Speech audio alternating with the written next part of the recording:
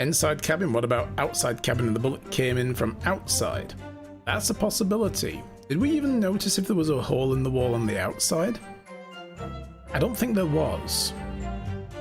But they could have always patched it up, but anyway. So perhaps not.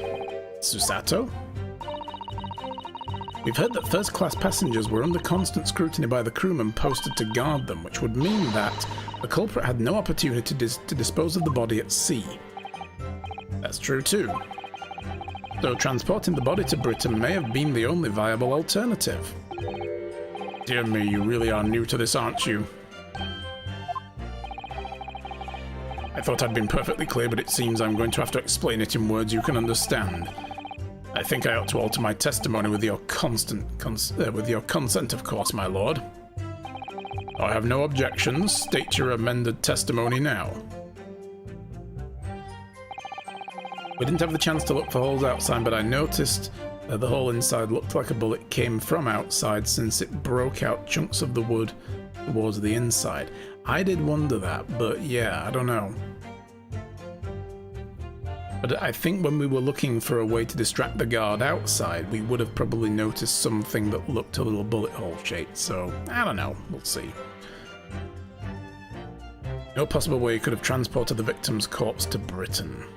Hold it! There's an idea. Think about it, stripling. All passengers and crew disembark at the same time and pass through the same check at the border. Symposium guests were then driven straight to the hotel in carriages organized by the ministry. And we met you as soon as you arrived at the hotel. So you did.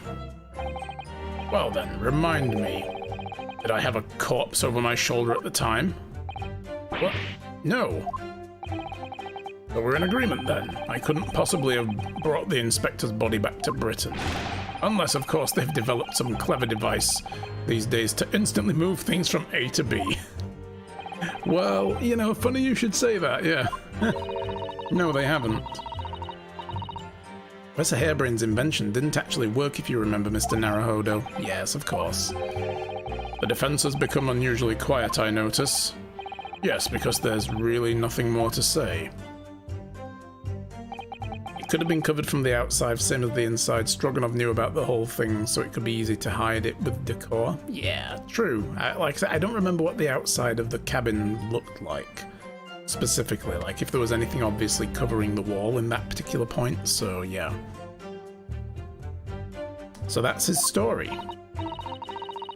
I suppose if you think about it, whenever you drop a teacup in the office and it breaks, we don't say, Mr. Naruhodo, you must have been murdered there, do we? But that's a veiled threat about what might happen to me if I break another one. The fact is that Inspector Gregson's body was found in a little room on Fresno Street. If he really was killed in Judge Jigoku's cabin, the body would have to have been moved somehow, obviously.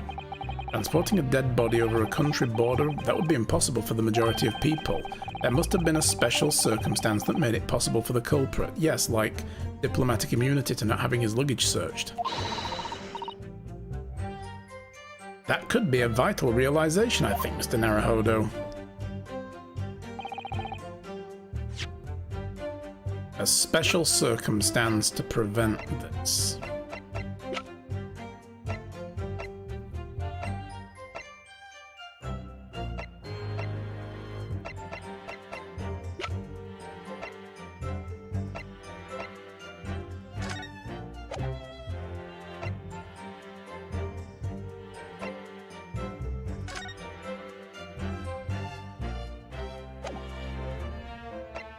We point to as a special circumstance.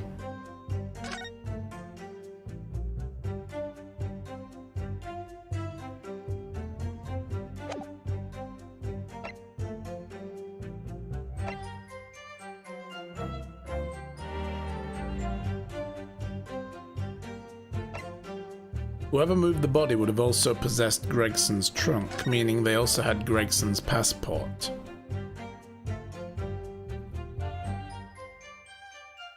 Meaning they could have used it to bypass the checkpoint. Purpose for travel, police business.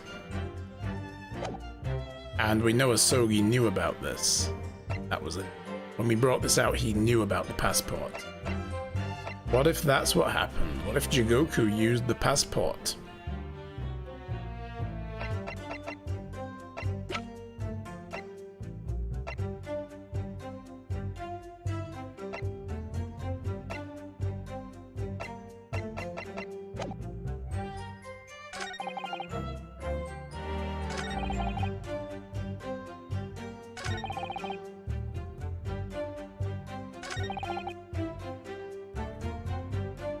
I think this is what we need to disprove now. There's no way to transport a body. Because he's saying the broken watch has nothing to do with the murder. Well, we've got nothing. We've already been down around in circles with that, so we can't disprove that now unless we prove that there was a way to dispose of a body by bringing it back across the border. Yeah, that's true. He knew about it because he accompanied the inspector as well, so... But what I'm saying is, if Kazuma's story is true that he then walked out and didn't go along with the murder plot, and then Gregson tried to go about it on his own and Jigoku repelled him, but in the process Jigoku kills him, then Gregson's case would have still been with him either way when he died. So his passport would have been with him when he died. And his passport says the purpose of travel is police business. Now, if that's the case, Jigoku could have used that as a means of bypassing the border check and getting his luggage through without it being inspected. Possibly.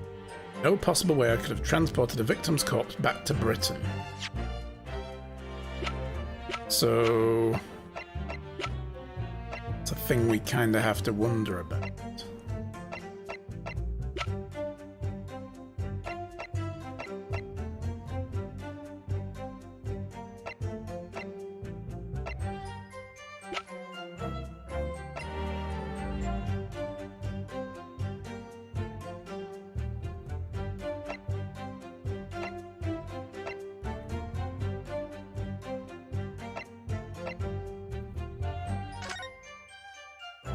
Anything on the heat?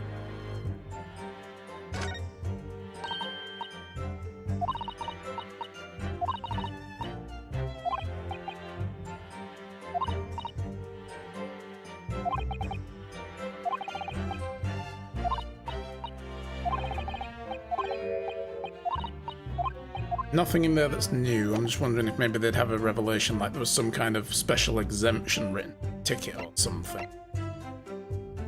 Again, if they've been invited by the British government, maybe they would bypass the checkpoint. I mean, at the end of the day, Jigoku is their foreign minister. So, would they harass the foreign minister of another country by inspecting his luggage? But how do we prove that? I'm going to take a risk, and I'm going to go with the passport. Objection! No, it didn't work. Witness's last statement exhibits a fundamental inconsistency. No. Not one that any British court would recognise, counsel. What? Remember, this is a closed court. Whatever fate befalls you in here, no one outside will ever know. They'll be wondering if I'll make it out of this courtroom alive. Yes, music running equals wrong choice. We found that out. No possible way to transport the body. I mean, if it was in the refrigerator as well, it could have been in a crate that was offloaded. Would they be inspected?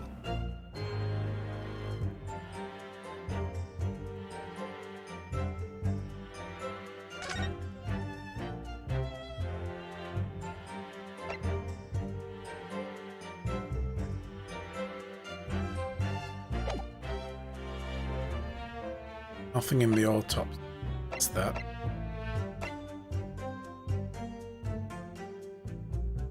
Yeah, we could try objecting to other statement. this. The thing is, you kind of get to recognize after a while what are just benign scene-setting statements and which ones are actual assertions that matter to the trial like this. I had a guest waiting when I returned to the cabin after finishing my meal, so why would we want to contest that? That gets us nothing. Walked through the door, he was there waving a gun, again, objecting to that. Like, are we going to suggest that that wasn't the case? Because that doesn't really help us, so it can't be that. Soon took care of him with a throw, and he couldn't run away fast enough after that. Well, the run away part, maybe, but how can we prove that? Imagined his watch was broken when I threw him over my shoulder. I mean, I believe that too. His watch was probably broken when he threw it over his shoulder. Although the watch wasn't actually broken, it was, I mean, the glass was broken.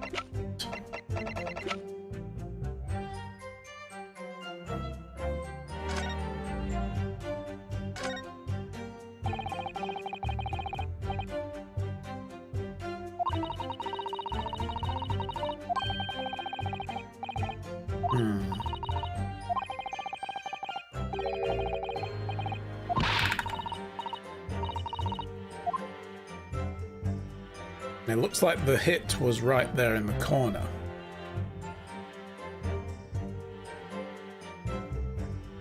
Don't think there's anything else we could do this. And I mean, even if we contested it and said, but the watch wasn't broken, so... What, and? That matter? Probably not.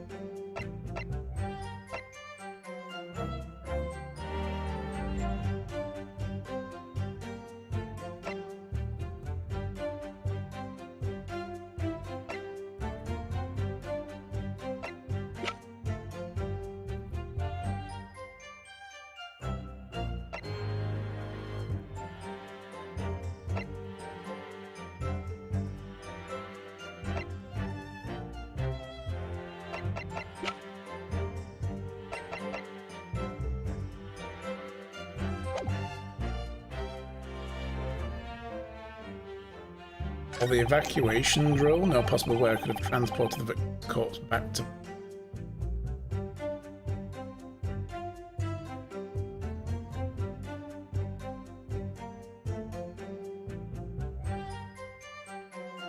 Caused chaos and make ability to take it out. Well, the drill happened while they were at sea, like soon after they pulled away from Dunkirk. Then the drill took place.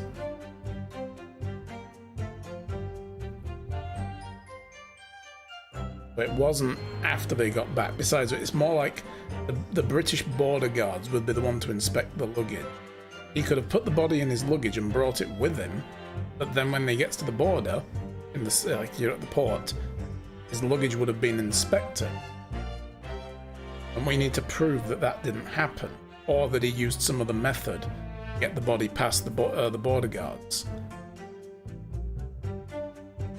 So the notice for the evacuation drill gives them opportunity for the killing, but it doesn't give him opportunity then the next day to get the body off ship, right?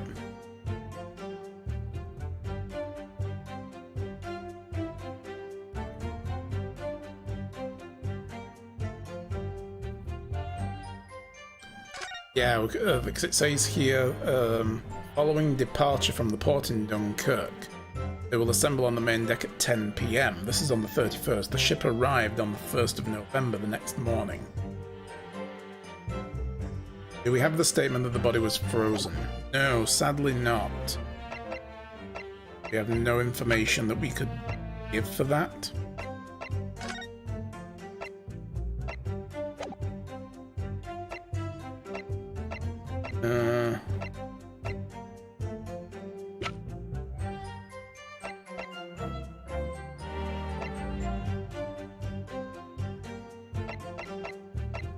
All we have in the autopsy report is that evidence suggests measures taken to disguise the time. But that's not enough to say, you know, obviously a freezer on a steamship called the SS Grouse was used to freeze the body and disguise the time of death, so that's not specific enough. Nope, No possible way I could transport the victim's corpse back to Britain. It is hard, yeah. You've really got to scratch your noodle with this stuff. Can you imagine having to do this on the fly? Like in an actual real-life courtroom? I was really hoping passport would have been it.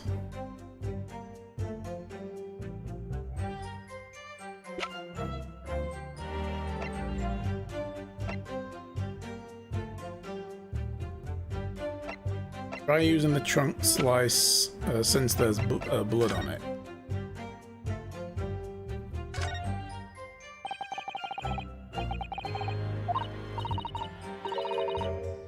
I mean, they know it's blood.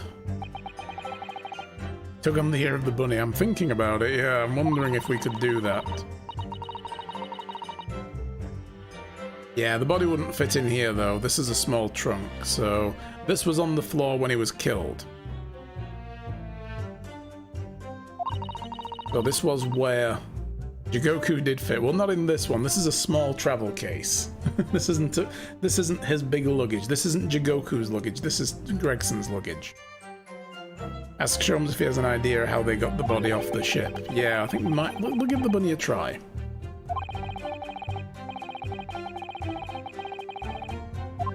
So yeah, this was Gregson's traveling case, but it's hand luggage. It's a carry case. It's not actually Jigoku's humongous traveling trunk. Alright. Oh.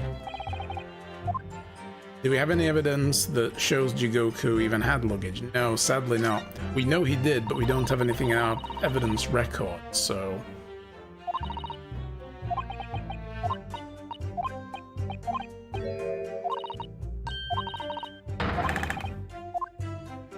It won't let us pull the ears still. I guess we're not doing that anymore.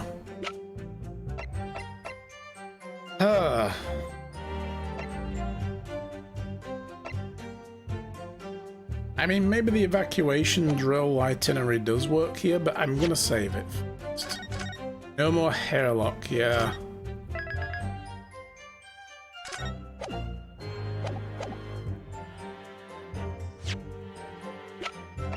Objection! Work, okay.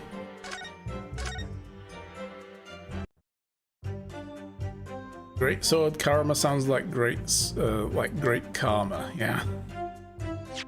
Wow, I don't know what we're supposed to do here. No possible way I could transport the victim's corpse back to Britain.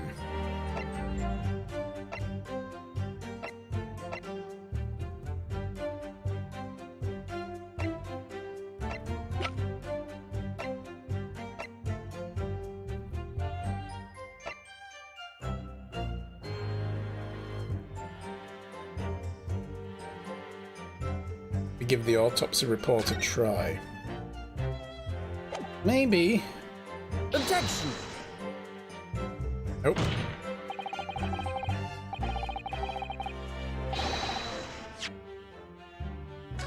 That one either. Time to cheat reloading game after each try. Yeah, because if it's going to make me guess without any hints at all, fuck it. I will save scum. What is the wig, by the way? So the wig is what Gregson was wearing when he was supposedly found dead. But here's the thing, somebody must have gone and set the body up first. And then spread the blood around and stuff, and then they rigged the candle with a firecracker and set them alight, because these burned down as well. Why only light one candle, right? Or why is one candle longer than the other? They must have all been burning at the same time, but they wrapped a firecracker around it and set them burning, timing it so that it would go off when Barrett Van Zykes arrives, and it would alert everybody outside, making them think it was a gunshot, drive them up into the room. And 15 minutes before this all happened, before Van Zykes even showed up, somebody wearing this red wig and Gregson's coat walked into the building, unmistakably, you know, to all around, You know, they wouldn't be able to miss this very brightly red-headed guy walking into the building. So it would create witnesses of Gregson arriving at the building, which he wasn't able to do because he was already dead. And then that person put the overcoat on Gregson and put a hairpiece on Gregson and then fled after setting up the candle with the firecracker.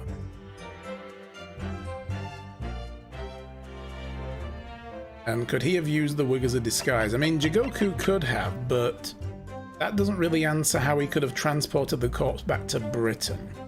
You know, wearing a red hairpiece? Okay, how does that help him get a body out of the country? You know, or into the country, rather. It really doesn't. Have any further information on the ship, how it is built, or that it has a freezer? Nope, nothing. We've got absolutely nothing on the ship at all. Use the wig and have the body in a suitcase. But again, Blood Knight, the point is, why would wearing the wig make it easier for him to get past the border guards with a dead body in his luggage? It wouldn't. You know, nobody would, like, it's not going to make it any easier for him. Just because he's a redhead, his luggage is still going to be inspected. So, he looks Irish, it's fine for him to bring in bodies. Exactly, yeah. So it wouldn't help. Yes, he's curled up in the picture, implying that he was probably in the luggage. That's right. Because, I mean, I guess rigor mortis would have set in by this point as well. I mean, he would have also been frozen, so he was probably frozen in the luggage.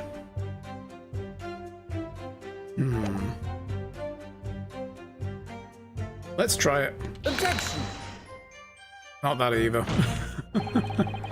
Oh my god, game, could you be any less obscure for me, please, here?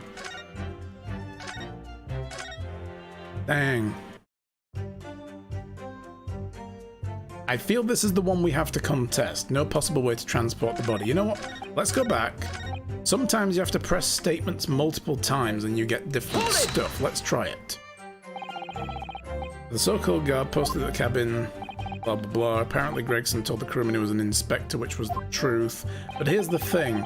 He wouldn't have had his identification with him, though.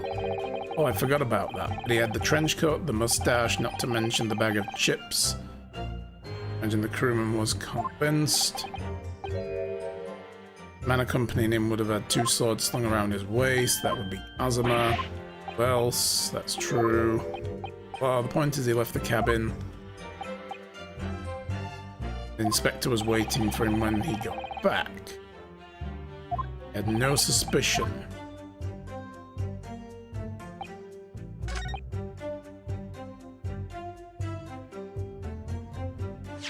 Did we thoroughly examine all of the evidence? I believe we have. But just interesting again, I had forgotten. His warrant card was given to Daily Vigil that very day, well, on the 31st. Daily Vigil was using Gregson's warrant card. He had to go around and ask a bunch of questions. In fact, he was investigating the Red-Headed League and making a fuss on Gregson's behalf to create an alibi for Gregson's activities. That's not changed either because there's a tick on it. Objection! Okay, so we can't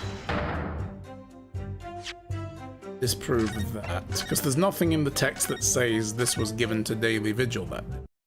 So how did he prove that he was a cop? I guess he could have used his passport, which said police business on it.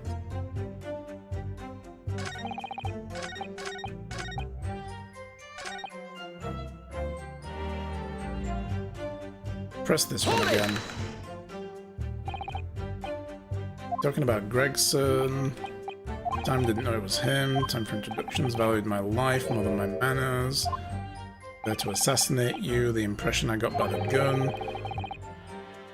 Puzzle was shaking about. Anyone would think the man had never shot someone before. Time to call for help. He dealt with him himself.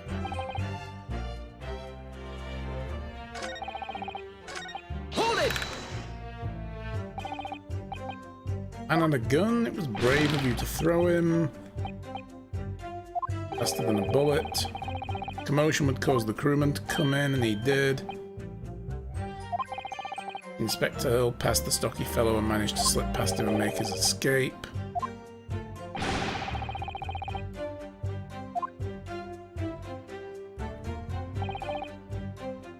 Imagine the watch was broken.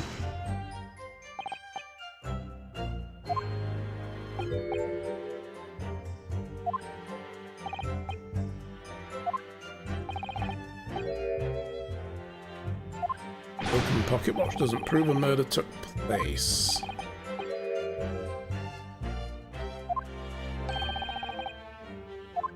Bullet hole in the wall. Yeah, we're not going to solve it today at this rate. This is the problem, is if you get stuck on something for half an hour to an hour, we may end up running overtime today, because I do want to finish this game. Star of the Lowbrow Detective Stories tells you... None of this is different, because sometimes when you press some things twice, it gives you more. Like once you've gone through them all, if you go back to the earlier stuff, might change what you ask about, but it looks like in this case it isn't.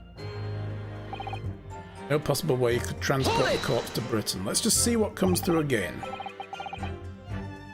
We probably are missing something in the evidence. I'll have another look through. So here's an idea. Think about it. All passengers and crew disembarking at the same time and pass through the same checks at the border. The guests were driven straight to the hotel in carriages organised by the ministry. We met them there at the hotel. So we did. So did he have a corpse over his shoulder at the time? No. We're in agreement. I couldn't possibly have brought the inspector's body back to Britain. Unless they've developed a clever device these days to instantaneously move things from A to B.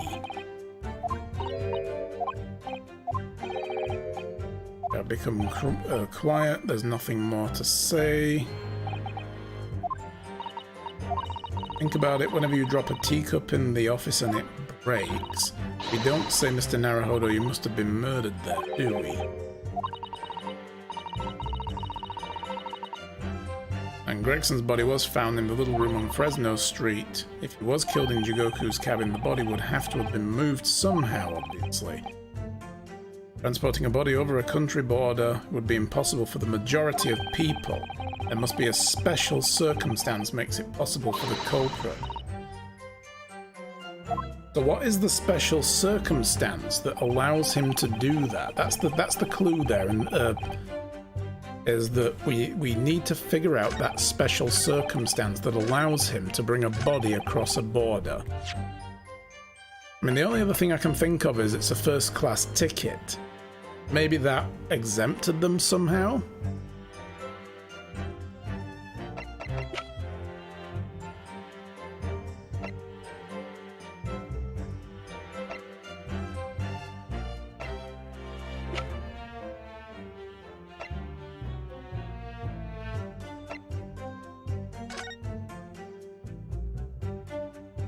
Tried that. To see if maybe the special circumstance was him posing as being on police business. That.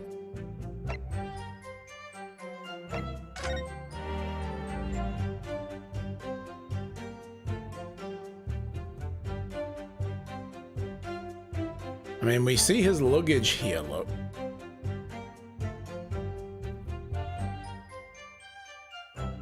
This is the picture I mean, it's weird that we have this picture as well. And Kotoba mentioned way back that Jigoku had diplomatic immunity to search his luggage. Did he? Yeah, I'm thinking of presenting this because of the luggage. Did the coroner say anything more, by the way? No, sadly not. All the coroner did was tell us that they were ordered not to record time of death when we, that's Clint's, when we asked them about the missing time of death, and then they added indeterminate, but evidence suggests measures may be taken to disguise the time of death. We're going to come back around to that eventually, but we've got to get onto the whole, you know, why did the body not begin to decompose? And then we can start talking about refrigerator. But yes, I think this here, this picture we took might help us, because we see his luggage on the picture. There's nothing fishy about it, but it's huge. Where is that? Objection! It is that. God damn. As I looked at that picture, I thought the same thing though, Zeke. There's no possible way you could have moved Inspector Gregson's body, you say. 'Cause I thought, how do we show that he had a huge freaking piece of luggage? It's right there. I would say the opposite is true. What is that supposed to mean? Apart from being impossible for you to do, the transporting of Inspector Gregson's body back to Britain is something only you could do. What are you talking about, Ryu? As well as being a judge, Mr. Jigoku is also Japan's Minister of Foreign Affairs. Thank God he's going to actually explain it for us. Which means he's exempt from having his luggage searched when he enters the country. We learnt that when we first met you upon your arrival in London. That's right, yeah, because Mikotoba was all like, well, I had all my luggage checked, it's just nice you didn't have to. All those passport checks and luggage searches at the border took a rather lot of time. I must say I'm very envious of your ministerial status. You didn't have to go through all of that, did you? Ah, I knew you were jealous.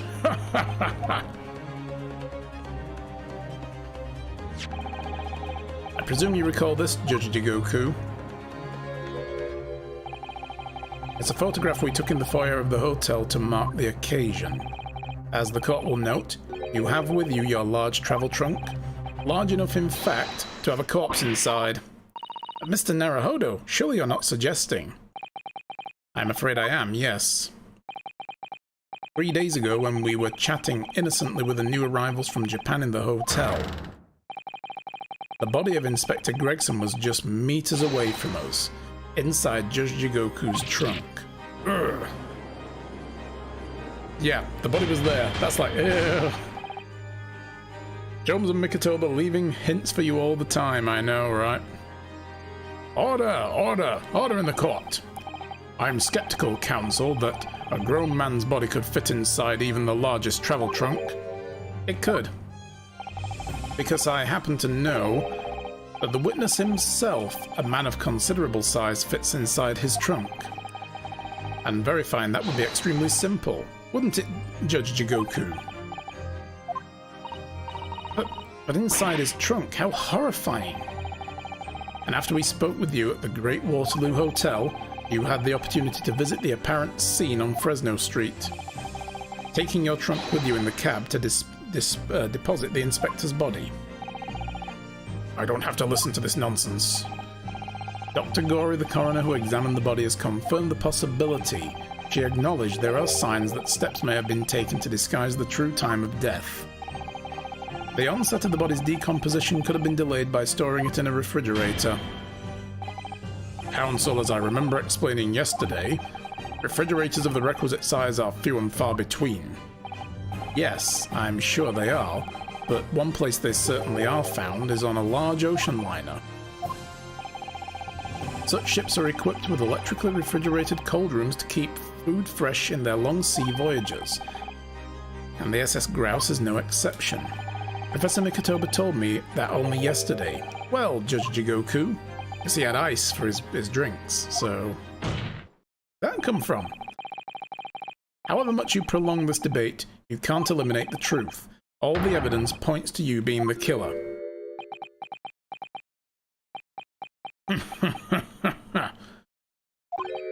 Well, this is all very heartening. I can see that it was a wise move, letting Asogi and you embark on this study tour. What are you talking about now? Logical reasoning, of course. All court proceedings will be built on logical reasoning in the new century. And I can see that you've both laid firm foundations for that already. Judge Jigoku, please stop diverting attention from the issue at hand. The defense has made an accusation against you. How do you respond? Respond? There's really no need for me to respond, is there? Why ever not? Because before you can even begin to answer the question of when the victim was killed, you must first establish one key fact. Where was the victim killed? It's quite logical. The actual scene of the crime. The prosecution's stance is unaltered. The killings took place on Fresno Street when the gunshot was heard, as the accused, Barrett Van Zykes, shot the victim at point-blank range. Since no tangible evidence exists to disprove the prosecution's claim at this time, the defense's deductions amount to little more than an elaborate fairy tale. I'm afraid that's how logical reasoning the British are known for really works, young stripling. The victim was shot in that little room on Fresno Street and died instantly. I'm afraid it's the prosecution's claim that's the only fairy tale here. Yeah, we already proved the candelabra was the gunshot, you know. It's like, how have we not disproven this already? If that was the case, why are we now exploring other avenues if you're already convinced that that's proven?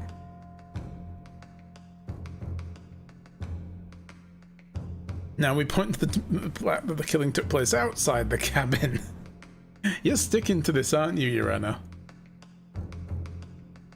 How can you say that? Quite simply, because that claim directly contradicts a certain piece of evidence in our possession. The crown. It was found in Jigoku's luggage. We know that much. It was found in Jigoku's cabin, part of his pocket watch. So, I mean, okay, we know that that meant that it broke then, and I don't know.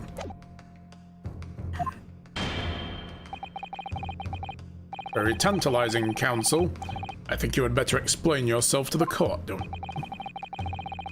The prosecution claims Inspector Gregson died instantly when he was shot at the scene on Fresno Street, but this evidence clearly contradicts that claim.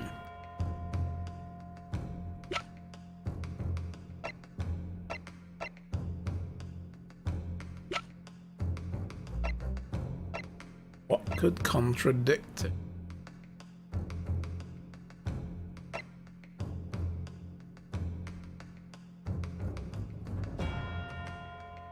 Yeah, we don't know. We're back to this again. So the autopsy report now? Yeah. But we've already mentioned that. That's already been talked about, and then it's been just, you know, thrown away. Probably the watch because Gregson's body was found with a missing piece of the watch found in the luggage.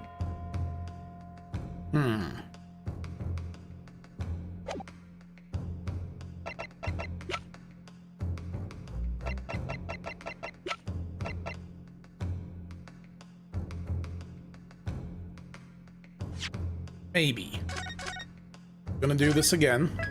Start working our way through them until we get to the right one.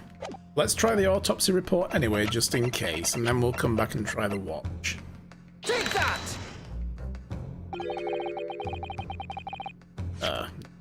Look. That didn't look encouraging, guys.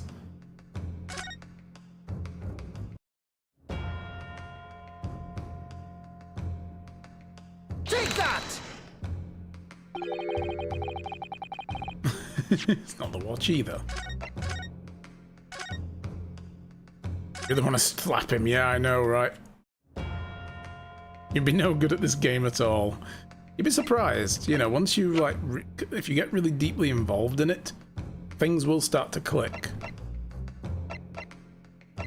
Alright, maybe it's the Gregson's trunk because it's got blood on it. Because I think the key here is we're trying to contradict that Gregson didn't die instantly. Maybe that's what we're trying to figure out. Did he die instantly? Objection, the judge is being a racist, right? So why you gotta bring the fact that I'm Japanese into it here, Strongheart? Maybe the firecracker again. Maybe. Or the photo of Gregson curled up.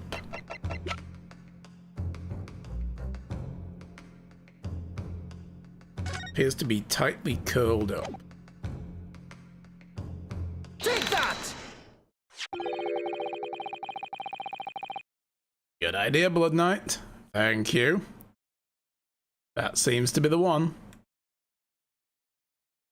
So how does this not prove that he was not killed instantly? Oh. A photograph of the victim in the very location you claim he wasn't killed.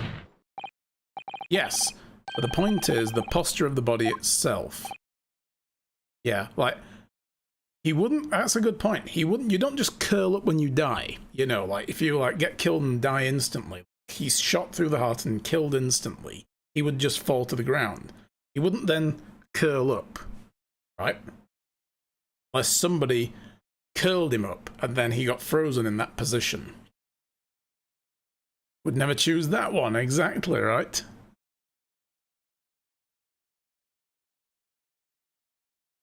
So yeah, was just guessing, there you go. That's it, being shot point blank would make them not fall like this, exactly. That's what Blood Knight saw.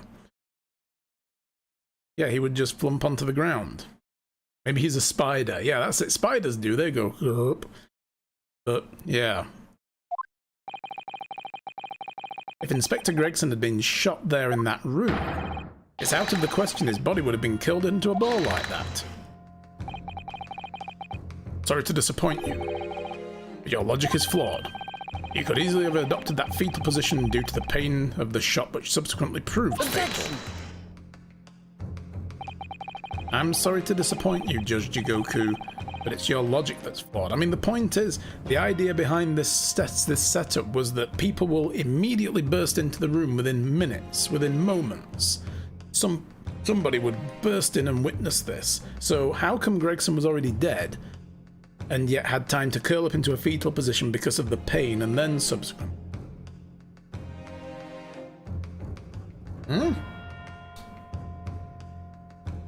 In a way, that setup has scuppered any argument that this is the right way to die, you know, so yeah.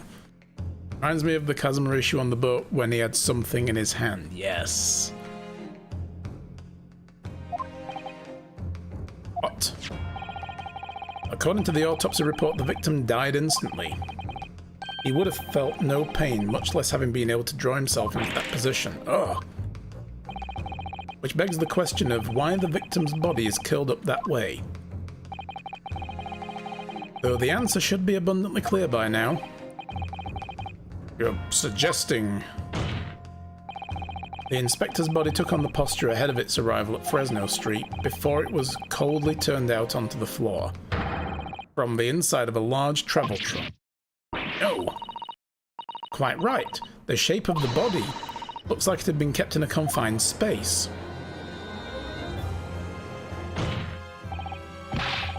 That's not begging the question. That's not what it means. Stop using that turn of phrase improperly. Hey, Alchemist! The judge has some impressive hair, right? And Jigoku has a really cool beard as well. Judge Jigoku, present your trunk for examination. Oh, the last person who asked me to do that was a doctor, I'll have you know. Yeah. I believe it's very possible that it will contain traces of the victim's blood. Ah! He's gonna break this fucking courtroom, isn't he? Present my trunk? I refuse. You suck! You suck. No, the doctor didn't say that to me. So... Oh, God. At least Jigoku is still young and hot so he can show us his trunk. What? On what grounds? I'm the Minister for Foreign Affairs of the Empire of Japan. I shouldn't have to put up with this treatment just because some stripling's baseless accusations. Yeah, there's junk in those trunks there, Zeke. Yeah. He looks a little bit like Levi Ackerman. Who's that? I don't know who that is. In other words, Judge Jigoku, there is blood in your trunk. I decline to answer that. As the Minister of Foreign Affairs, I have privileges that allow me... At this moment, you're not a government minister. You're a witness in a trial in Britain's highest court. I don't care who you are or what your status outside this courtroom might be, you will not withhold information. Nothing is more important than the truth.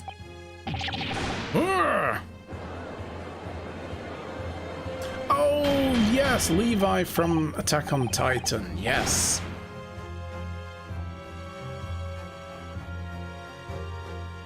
Yeah, he kind of does have the hair, doesn't he? Settle down, Urena. I don't think it's going that way. Not that trunk we're talking about. Does he have a unicorn for a hand? No, it's like a staff. He's using it as a gavel. He pounces around with this like walking cane that has a unicorn top. But since he's taken over the trial, he's thrown the judge out. He's the Lord Chief Justice for the British Empire, so he's like the highest authority when it comes to the law in the country. He's like the Minister for Justice, so that's basically his walking staff, and he's taken over the trial now, thrown the judge out, and he's just using that as a gavel, because why not? But a unicorn hand would be dope, right? Can you imagine like a pirate with a hook, and then another one comes in and it's like, "Arr, matey, I had one of these made," and you'd be like, "Damn, that's a fine-looking unicorn hand you got there." Order in the court. Well, Mr. Jigoku, what is it to be? You can't be serious. You did it?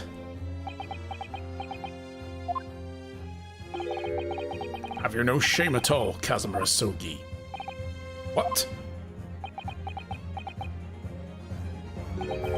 Very well, I admit it.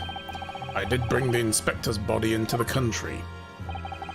Inside my trunk, exactly as postulated by the defense. What? You... Dear God, outrageous! So it was you admit... No, I admit to nothing more than what I've said. Of killing the man, I certainly have no recollection. What on earth is that cryptic statement supposed to mean? I merely disposed of the inspector's body, which was left in my cabin, in order to avoid unwanted attention. As the judicial assistant over there pointed out, I had no chance to throw it into the ocean. So I decided my only option was to bring it into Britain with me and dispose of it somewhere else. You can't still deny it. If you didn't do it, then who on earth did kill the man? As you know, there was no other person in my cabin that night. He had the opportunity. And moreover, he's already accepted a mission to take the inspector's life. Gonna throw this back at Kazuma now? Kazuma with no shame, he took part in it and still doesn't admit to it yet, yeah. BRB, require food. Go get your food, Al. That's right, who else could it have been? It was you, Kazuma Asogi. Who done it? You. God damn. Never thought you'd stoop to this, Seishiro Jigoku. You've taken the words straight out of my mouth, Prosecutor Kazuma Asogi. You thought by leaving the body in my cabin you could pin the crime on me, did you? Damn. What was the noise you talked of, Bud? You mean like a rattling noise? Yeah, it's my controller. The force feedback motor on this side, on the left side part of the handle, it's making a rattly noise now, like sort of a when it goes off. But I think it's something's broken inside it. So you are picking that up. Yeah, I can't help it. I don't know how to stop it. I'm trying to grip the controller as tightly as I can, but even if I stop the controller from moving, the motor inside is what's causing the rattle, so something must have come loose. So, sorry about that, guys. If you hear this like weird little every now and then, it's... I should really look into getting my PlayStation controller set up for the PC. I can switch over to using that at some point. Well, the prosecution counsel has already admitted to visiting the witness's cabin on the night in question. Yes, on an assassination mission, no less. It was burning.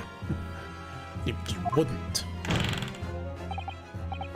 Yeah, that's a good point, actually. Why didn't I think of that? Maybe I should turn the rumble off. Is there a... Vibration off. There we go. Yeah.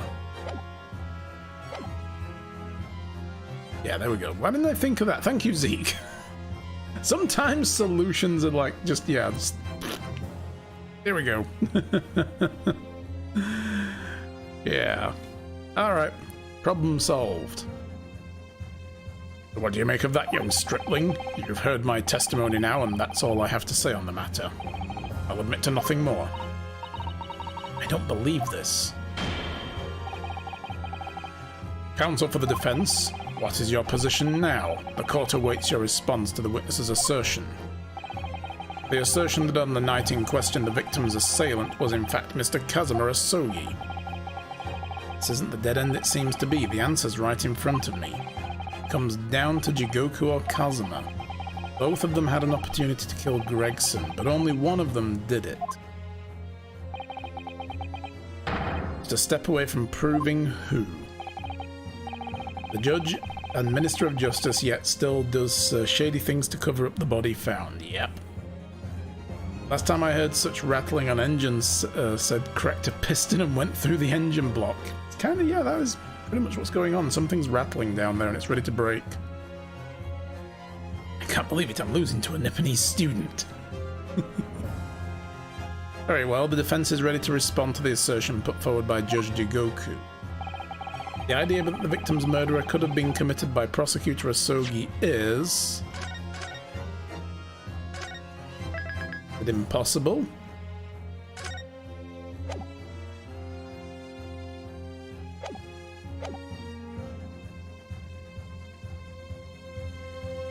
I mean, it's possible. Because we know that the sword, the tip of the sword, is buried in Gregson's trunk. So why did that happen if Kazuma didn't take a swing at him? It had to have happened. But ultimately, Gregson was shot. Not stabbed. Shot.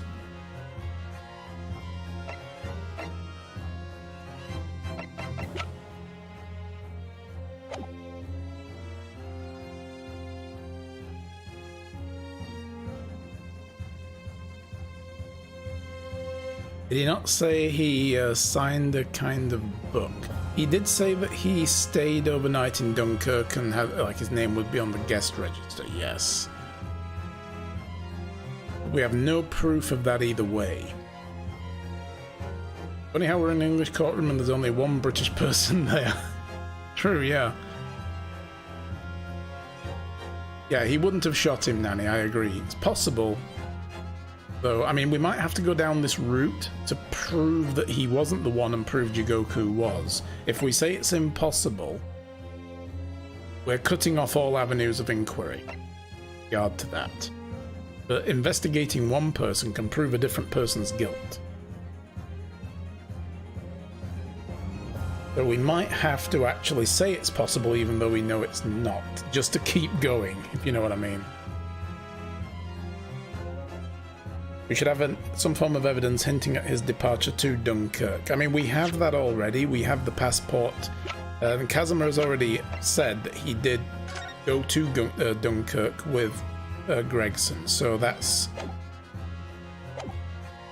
neither, you know, that's not really something we need to go down anymore.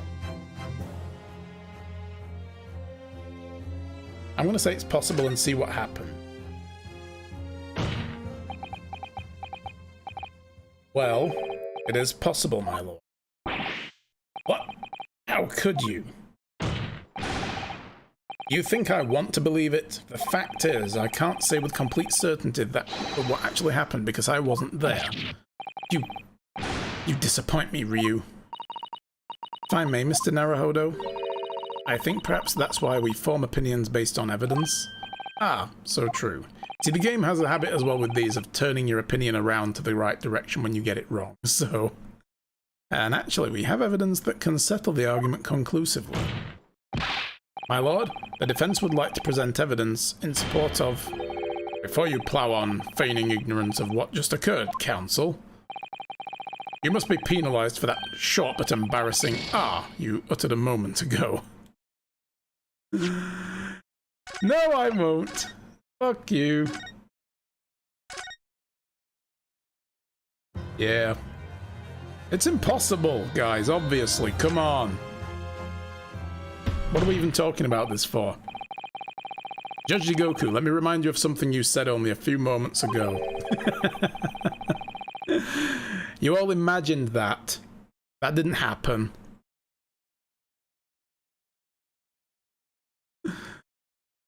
Yeah, it offers in-game text for mistakes like that, yeah. We see nothing, exactly. You claim that logical reasoning is the future of judicial process. It is, no question. Well, logical reasoning can prove something here. Namely, that it would have been impossible for Prosecutor Asogi to commit the crime. What? The court will only accept an argument that is supported by compelling evidence, so present what you have, counsel. What proof is there that allegedly demonstrates the impossibility of Prosecutor Asogi's involvement?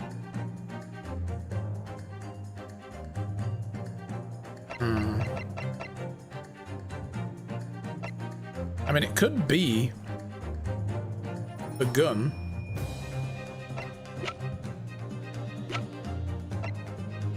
The fact that it was a gun that was used to kill him and the Asogi has swords.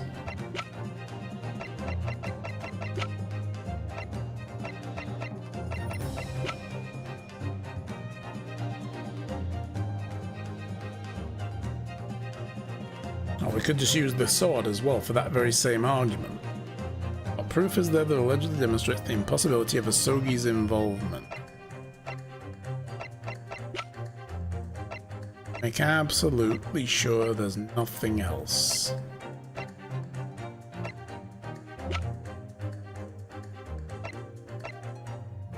Nothing else that points to Asogi other than the sword.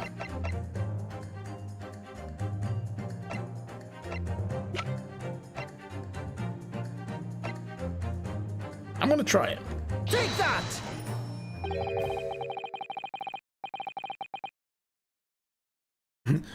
You're making the evidence weep here, Ryu. Sorry? Every piece of evidence has a role to play in arriving at the truth. They're not playthings you can toss around the courtroom for entertainment. Ah! No! Never mind the evidence, you're about to make me weep, Mr. Naruhodo. Oh no, I can't upset Susato-san or I'll end up being upset too. We know a member of the crew was on sentry duty outside the first-class cabins nearly at all times. So as long as the guard was there, it would have been impossible to fire a shot without being heard. That very much narrows down that the crime could have, when the crime could have been committed. Oh yes! What I mentioned earlier. We'll only accept an argument compelling evidence. Support what you have. Right. The evacuation drill. The shot could have only happened that killed him sometime at 10 PM to 10:20 PM, after the ship left Dunkirk. And Kazuma couldn't have done that and then gone to stay at an inn in Dunkirk afterwards, could he? Yeah, she'll whack you on your ass, no kidding. It's this. Take that! Like that it gave me a hint. This itinerary for crew members of the SS Grouse, my lord. It's conclusive proof. An itinerary? How does that prove anything? Judge Jigoku, the moment you acknowledge that you found the victim's body in your cabin, this itinerary suddenly became much more significant. What? Why? On the night in question, as always, a crewman sentry was on guard outside of your cabin door. As long as he was there, nobody could have fired a shot inside the cabin. Absolutely, because it's inconceivable that the guard wouldn't have heard it and come to investigate. Music was still running, though it's wrong. That only seems to happen mostly when we do an objection. When it's part of a story flow like this, the music can keep going, sometimes. And it's still correct, so we don't know then. Yeah, the music's too dramatic still. So that tells us that the crime must have taken place when the guard was elsewhere. And that narrows it down to a 20 minutes just after 10 o'clock as indicated on the itinerary. Yes, I see no flaw in your reasoning so far. The crucial point is this: when the evacuation drill took place, the steamship had already put to sea from the port of Dunkirk. Ah. Now, clearly the murder could only have been committed by somebody who was aboard the vessel at the time. Prosecutor Asogi stated in yesterday's proceedings, "I didn't come to Great Britain to take anyone's life, so I left Gregson and disembarked on the ship. I spent the night at a boarding house in town and returned to England the following morning." Which I'm sure the court will agree is conclusive proof that Kazuma Asogi couldn't possibly have carried out the killing. Yeah!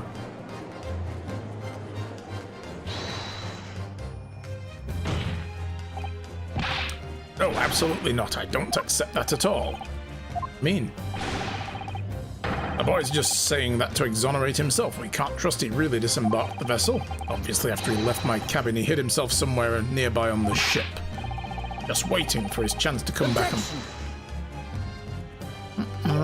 Crescendo! No, that's out of the question. Isn't it, Kazuma? As the defense rightly recalls, I disembarked the vessel and spent the night at a boarding house in Dunkirk. And as I said yesterday, I signed my name in the accommodations register book. All extremely easy to verify, and undeniable proof. No, There's no escape this time. You can forget that you're a judge or a government minister. It's time you gave the court an honest answer, as a common man. You killed Inspector Tobias Gregson and transported his corpse back to Britain. Then you dumped the body in the room on Fresno Street and made it look as though the murder had happened here. Oh yeah, that table's getting broken.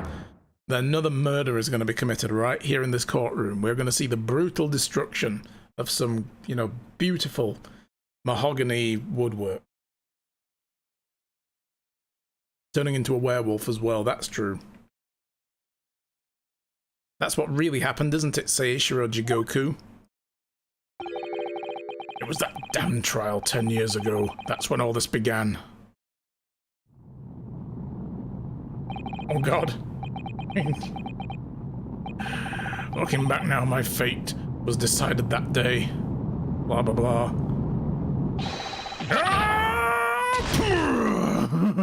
Oh shit. Whoa. Fucking hell. He's going Super Saiyan. It's over. My life is over. The hell was that? Okay, Drebber's anti-gravity device apparently really does work. A British assassin to eliminate a professor in Japan, a Japanese assassin to eliminate a detective in Britain. Both assassins will use diplomatic immunity to evade conviction and return safely to our homelands. That's the play. The assassin exchange requests arrived from Britain about 1 year ago. Though it was hardly a request, it was a demand. And for that, you decided to recruit Mr. Asogi. Because he had motive to kill Gregson, it was like, dude, you're an easy mark. This is the guy that set your dad up, so... But things didn't go according to plan. Your chosen assassin never made it to Britain. You found yourself unable to dispatch a replacement. Because I was already on my way to Britain at that time in Kazuma's place. And that left me with only one option for carrying out my obligation. Eliminate the mark myself personally. Of course, there was but a single opportunity for me to do that. The International Forensic Science Symposium, I presume. That's right.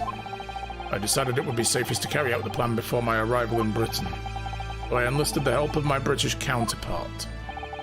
And made arrangements for a pretext that would take the inspector to Dunkirk. To lure the man in, he was given a sham mission by the Reaper. What? So that really is what happened. I didn't have time to tell you the other day when I popped in, but you have news. Oh, really? Is it good news, Al? What is this news you speak of?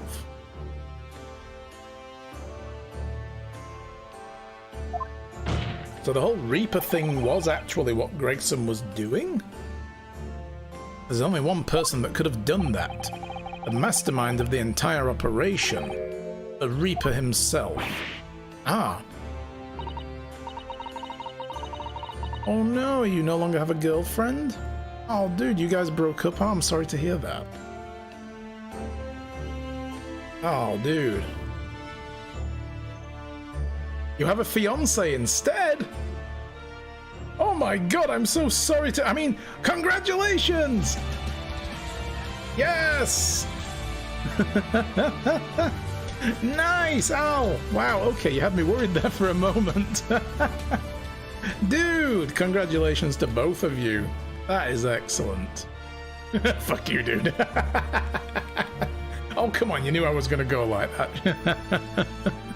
How long have you known me now? Wow, hey! That's awesome. I'm glad to hear that. That is excellent. A little bit of happiness in life is what we all want, right? That's fantastic. Well, that's made my day to hear that. It really has. I think Shy's lurking around somewhere. I don't know if she's got the volume on or not, but if not, I'll let her know as well. I felt like messing with you at the beginning there too. Exactly.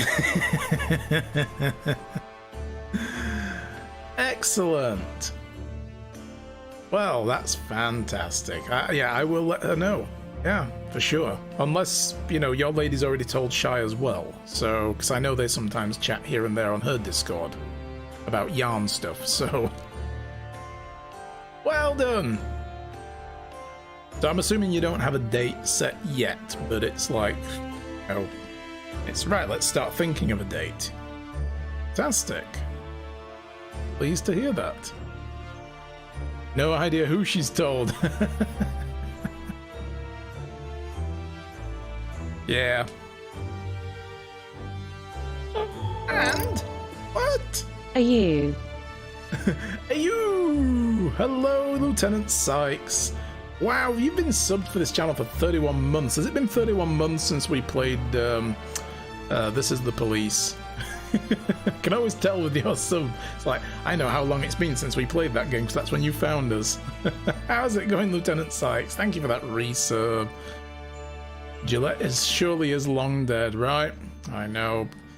Take a moment to appreciate the 31st anniversary of Gillette's death. Still trying to see how everything is going to go. Yeah, that's it. You know, take your time, make your plans. That's fantastic. And thank you again for that resub, Lieutenant Sykes. Good to see you. Yes, that's right there. They're looking like proper English folk now. We put those, as soon as we were able, we put these on, you know, the new outfits, so... At some point we've got to accept the death, just not today. It's just the way he went out, you know, brutally fucking stabbed multiple times in a basement or something after being found out to be a snitch. It was like, fuck. Wow, that was dark. I liked that game. I want to go back and replay that one day because it was so good. The second one I didn't enjoy as much, but the first, This Is the Police game, fantastic. Yes, 28 stab wounds. Yeah. We need an Ace Attorney game to solve the murder of Gillette's death. That's what I think we need to do. Pretty sure that's not lethal. Depends, doesn't it? Depends what you're stabbing them with. Oh, hang on a minute. Let's not put it that way. Let's get back to the game. So that means the assassin exchange was all planned by the Reaper. Question is, who is the Reaper? I'm not at liberty to say anything about my British counterpart. Anyway, the Inspector accepted the Reaper's mission and dutifully infiltrated my cabin on the steamship. It was all a trap designed to lead him to France and his own death. How awful. It was past 9 o'clock when I returned to my cabin from the dining hall that evening. I didn't give him time to attack me. I choked him until he lost consciousness. But there was a guard just outside the door, so I left it at that for the time being. Ow. Even the slightest noise might have aroused suspicion, so I bided my time, waiting. 20 minutes after 10 o'clock.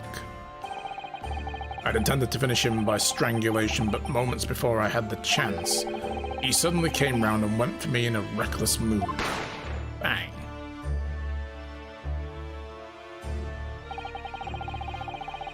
There's a lot of stabbing happening at night and nobody is dead.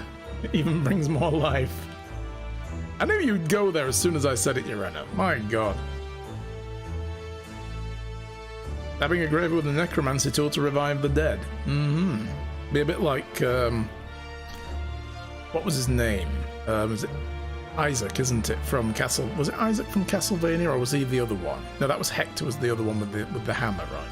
Isaac was the one with the blade, and would literally just stabs people with it, and they turned into, like, demonic monsters. Pretty cool. I'd received the British-issued guns 16 years earlier. I said that before, didn't I? Once Jigoku started to look like a suspect yesterday, I said it's possible he might have been given a gun as a keepsake from his time here in Britain.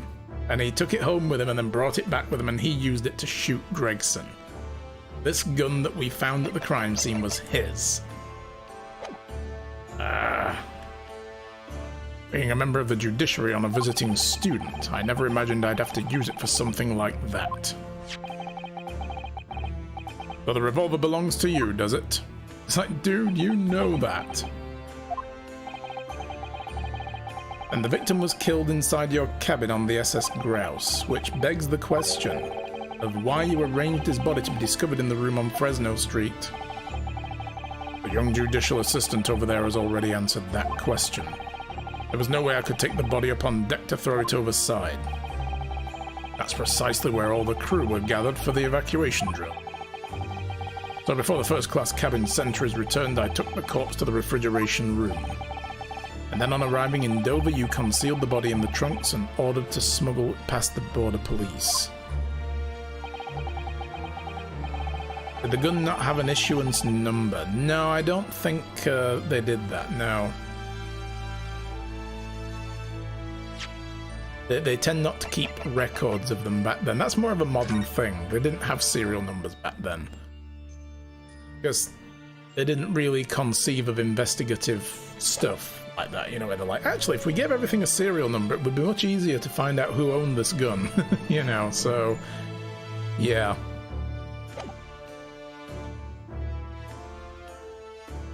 I knew I needed to take steps if the police were to be convinced when the body was found in London. In that case, you must have known. You must have had intimate details of Inspector Gregson's intended schedule. Yes, my British counterpart sent me everything I needed to know. The inspector was due at Fresno Street at 5 o'clock that afternoon, in order to meet a man by the name of Hugh Boone, from whom he would take back his police identification. Ah! I decided that man would be the perfect person to set up as the culprit. So I took a hackney carriage over there with the body still in my trunk. That must have been just after we took the photograph with you at the hotel then. Yes, I wasn't expecting a welcoming committee, I was more than a little nervous. On Fresno Street I spotted a young girl selling little firecrackers. That's Miss Venus, of course. The other guns with numbers were military guns, and those were just so the government makes sure they didn't lose money. I heard Boone Hugh. I always read it as Hugh Bone at first, and then I was like, no, Boone, there's two O's. Neutron, yes. Or Huge Bone. I mean, not that. Not Huge Bone. No. I conceived of the candle trick there and then, so I donned a simple disguise and approached the girl to buy enough firecrackers to replicate a gunshot. What sort of disguise? For some reason the inspector had a bright red hairpiece in his own travelling case, so I put that on, although I suspect I drew more attention to myself than I would have otherwise. The hairpiece we found at the scene, the inspector had already had it ready for the Red-Headed League investigation. I only arrived at the room around 4:45, so I quickly placed the body on the floor, moved to the Gnosis board and set up my little candle trick. I arranged it so the firecracker would go off with a bang around 15 minutes later, so that Mr. Boone, who was due to arrive at 5, would walk straight into a trap. Yeah, bones, you say? Except at the last moment, I made a careless blunder. What was that? I imagine it was the bag of fish and chips. Ah! I didn't notice that it had fallen out of his overcoat pocket when I moved the body into the refrigeration room. Put it back in his pocket the following morning, but, well, seemed the warmth of the heated cabin had accelerated the decay of the fish. Yeah, that was the thing that really made us wonder, was the fact that the fish and chips in his pocket were actually starting to decompose. You know, they'd begun to rot a little bit, spoiled. But the body hadn't. So he done goofed. I always thought that meant that he took the coat off the body so that then he could wear it, or whoever the murderer was did that, so they could wear it to disguise themselves as him, then bring the actual, bring the body there and set up the trap. You know. Yeah, why would he even put it back? I suppose he must have thought it would be unusual if that wasn't there and people would ask questions. How come he doesn't have his fish and chips with him? Yeah, that's it. He always has it. So not that I think Jigoku would have known that, but he would think to himself, everything he had, he should still have with him, regardless. So anyway, that's everything. All the sordid details of what I did. Apart from who ordered you to do all of this, who is your counterpart? Because he's sitting right the fuck up there. Burn him with you, dude. I think he's hoping that if he doesn't throw male Strongheart under the bus, then Strongheart will, like, say, well, you can't be tried by us for this, so we're going to have to deport you back to Japan. Because he is a diplomat. He still has his immunity. And if he throws Strongheart under the bus, he could lose that. Yeah. I've heard enough. We've arrived at the truth about the murder of one of the country's most capable and respected police inspectors. The witness will be tried in the coming days. For a crime of such a vile nature, you can expect the most severe penalty. Still brings around to what happens to Van Zykes. Exchange of assassins, what a foolhardy idea. Mr. Jigoku, one last detail. Who was your counterpart in Britain? Who was the mastermind behind the assassin exchange? Nothing you say now can make matters any worse for you. Just tell us. Enough! I've already told you that I cannot say. Even though as things stand, you may very well never set foot in your homeland again. What are you waiting for? Can't we get this over with now? It's finished. All of it. I'm finished.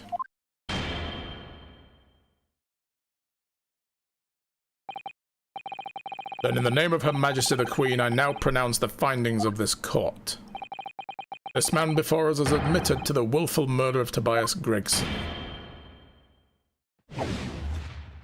Wait, guilty though?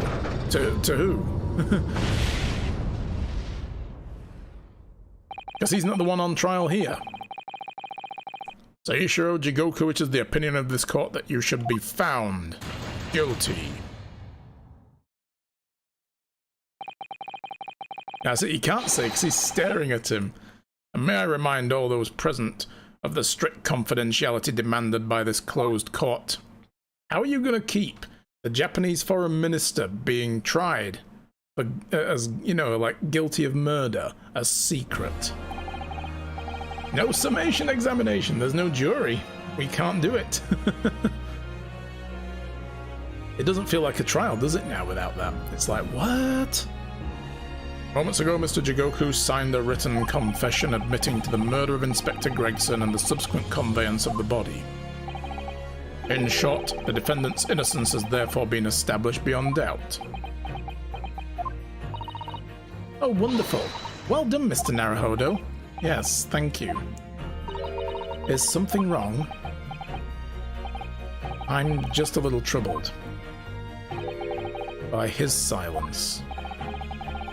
The true identity of the Reaper of the Bailey and this extraordinary assassination exchange, we do remain in the dark about these mysteries. However, insofar as the indictment brought against the defendant in this trial, we have reached a conclusion. I have every intention of pursuing both mysteries as a prosecutor. Yeah, we've missed a lot, though. Okay, indict the judge! As you wish. Now for the formal adjudication. I hereby declare the defendant, Baruch Van Zykes. Objection! Yes, Kazuma? You have things to say?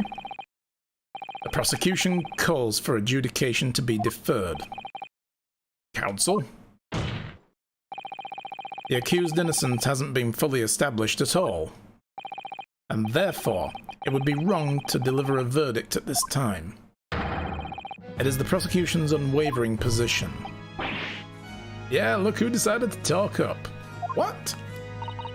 But Judge Jigoku has already confessed. Nevertheless, Baruch Van Zykes has committed crimes for which he must be punished. Well, it would appear you have information the court needs to hear, Prosecutor Asogi. Certainly, the murder of Inspector Gregson was actually carried out by Seishiro Jigoku, but it's clear from the witness's testimony that he was coerced into complying with the plot. Into this sick, merciless assassination exchange. That may be true, but... So what I want to know is, who coerced Judge Jigoku? Who was pulling the strings? The victim went to France having been ordered on a mission for the Reaper only to be murdered. In other words, the mastermind behind the assassination exchange is someone in a position to give such an order. We've already established the Reaper himself.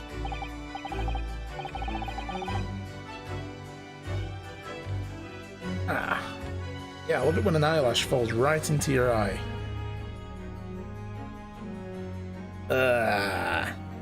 Talk amongst yourselves, hang on. Ooh. I got it straight. Wow, okay, that's good. I think I got it. Usually I'm in for about 20 minutes of pain when that happens. Oh, great. Alright, crisis averted. Ooh. Well, certainly would appear to follow. The prosecution hereby formally accuses the man in the dock, Baruch Van Zykes, of being the Reaper of the Bailey, and furthermore, I'm going to prove his guilt beyond all reasonable doubt. But, Kazuma, there's 10 minutes left in the stream, dude. What are you doing?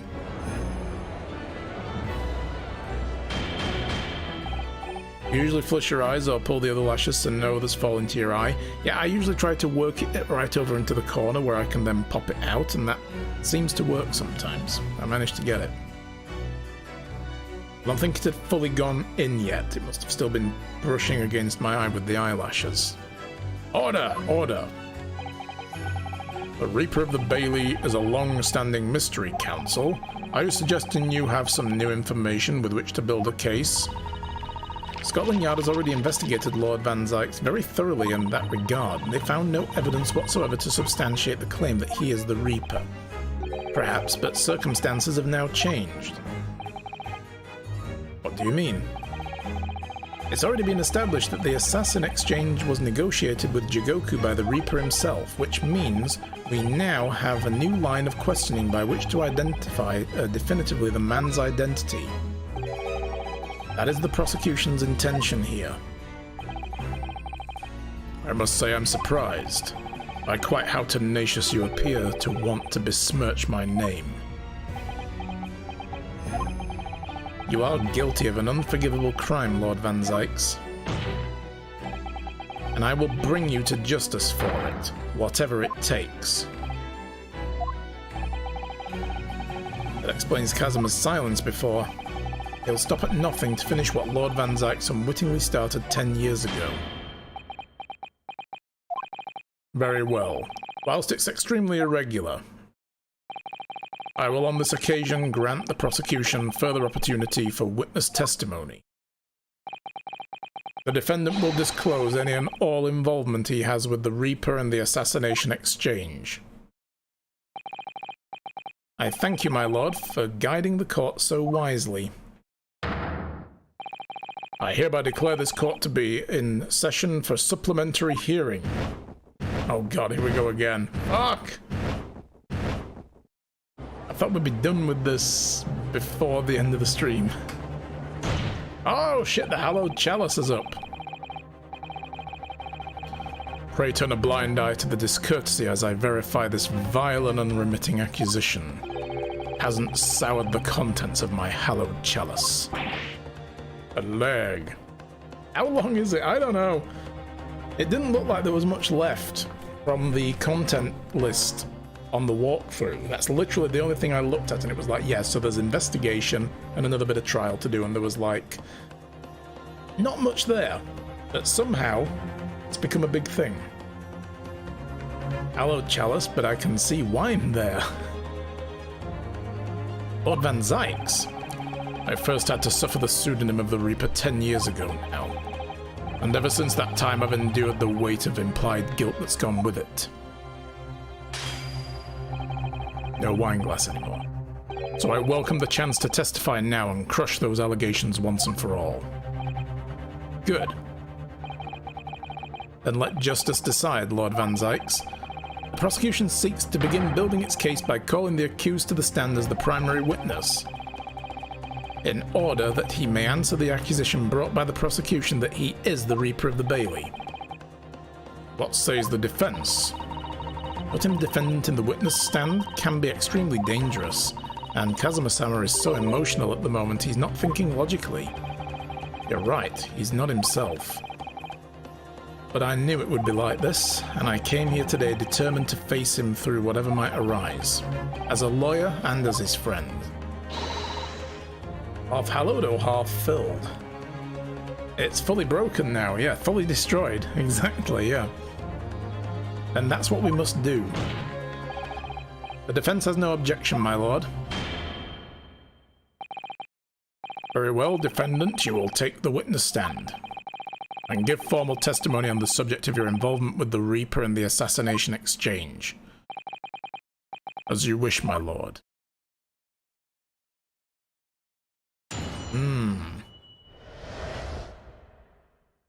So y'all guys might be getting a little bonus time. I have no idea how long we're gonna go for. I have never taken the life of another, nor have I instructed another to kill. I've been investigating the truth behind the Reaper for years. I was aware of Gregson's involvement. That's the reason why I went to Fresno Street that day and how I came to discover the body. The point is, no common thread exists between myself, Gregson, and Dr. Wilson. Clearly, therefore, there's no reason to suspect me of being behind the Assassin Exchange. Yeah, it could be about another hour's worth at this rate. If we've just started with, testimonies again, it's like, fuck. So you deny all the accusations by the prosecution. Both that you are the Reaper of the Bailey and that you masterminded the Assassination Exchange. I acknowledge that the public at large believes me to be the Reaper. However, that's a fallacy, which I alone am in a position to forswear. Naturally, the prosecution believes the testimony just given by the accused to be untrue. Ryu? Yes? Let me ask you, why are you here? What really brings you to this courtroom? I'm looking to get paid. I desire to uncover the truth. Even if the truth proves your client to be guilty. From all my experiences in this courtroom, I've come to realize something. The truth can't be hidden. Sooner or later it will come out.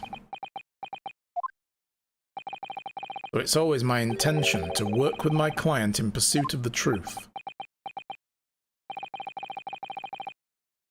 So yeah, there's still the red ink. There's the fact that Kazuma's tip broke off on Gregson's suitcase, which never got addressed, other than the fact that it proved he was with Gregson. It's like, and this means what exactly? You know, like, we didn't ever address that.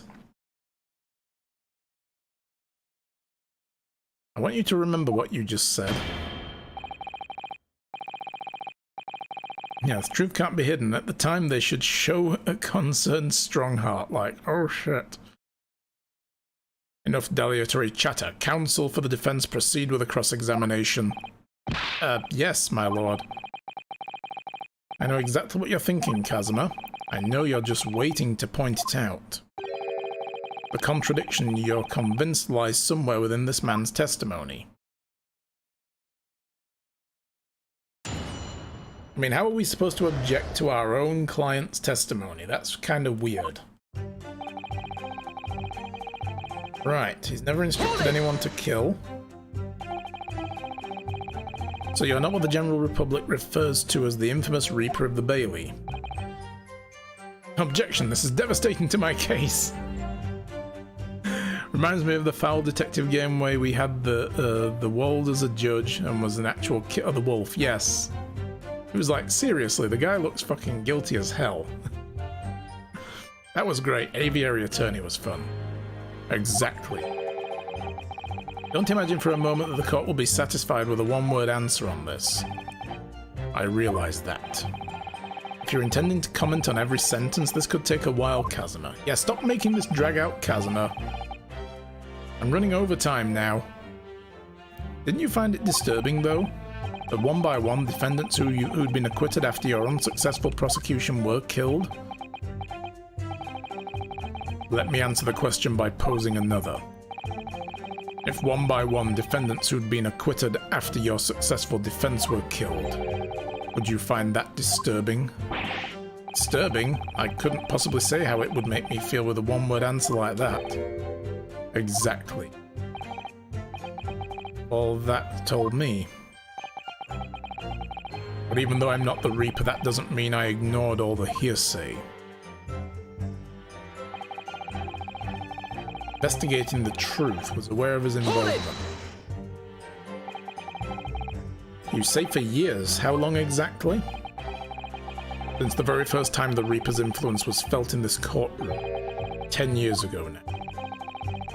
And your investigation led you somehow to Inspector Gregson, you're saying? I didn't want to believe it. He was a personal acquaintance, we'd worked on cases together in the past. A friend. It felt like a betrayal, but I demanded permission to search his office at the Yard without his knowledge. It is when you found the notebook. It's when I first learned the location he'd noted only as Grouse, and the appointment at 5 PM on the 31st. Though I didn't know the significance of those details at the time. So now we're at the nub of the matter.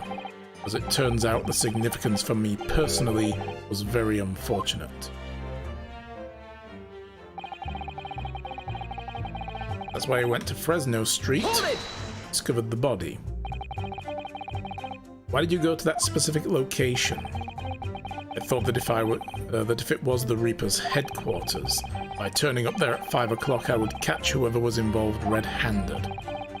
Sadly, all that was awaiting me was the inspector's corpse. Yes, even though it wasn't designed for you, you walked straight into the trap set by Jigoku. Exactly. Jigoku had intended to implicate Hugh Boone, which we now know is Daily Vigil, right? But unhappily for me, I arrived at the scene first. A ridiculously careless blunder. Moved on to just throwing insults around, I see then. Think what you will, it doesn't change the truth. Was it Daily Vigil actually who was Hugh Boone? Or was that someone else now?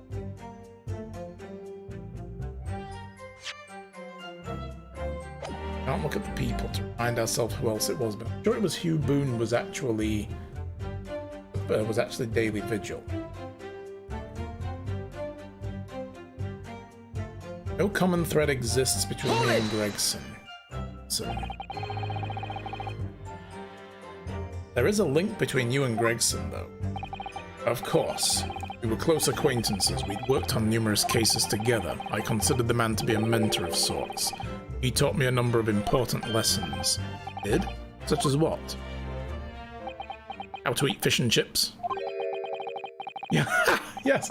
Where to buy good fish and chips and such like. Well, that was convincing.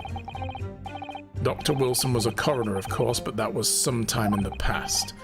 And in any case, I understand it was several years ago now that he was invited to work in a Japanese university.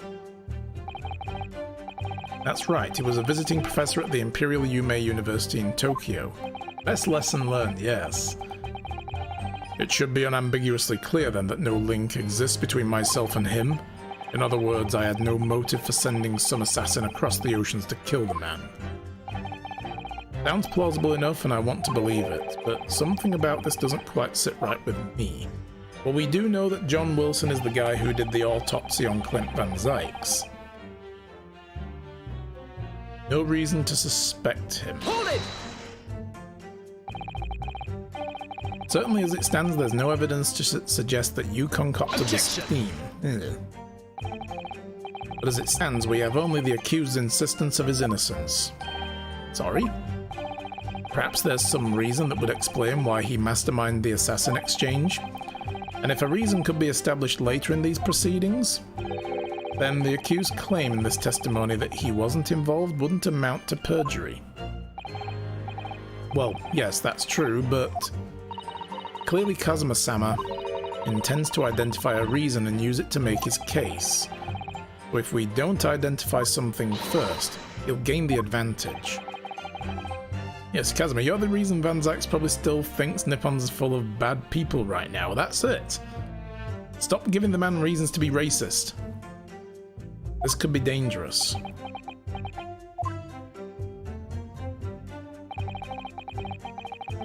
A convincing testimony by Lord Van Zykes. With no apparent connection between the three men, there's no way to establish a motive. The testimony seems unassailable as far as I can see. Oh dear me, what a bleak expression. I agree, there doesn't appear to be any particular link between them at first glance. With the inclusion of one other person, I must be overthinking it, surely. Other person, Mr. Naruhodo? Need to think back over all the information we've gleaned so far. Alright, I'll review my notes about the case and all the evidence in the court record. Could it be that Lord Van Zykes has something to hide after all?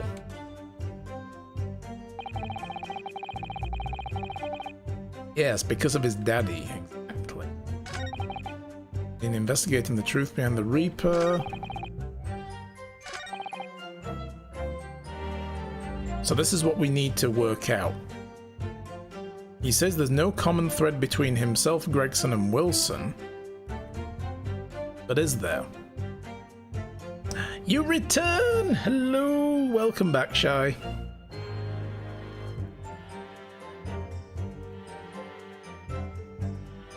Yes, that's it. Gregson, Wilson, and the Professor, though. That's the link.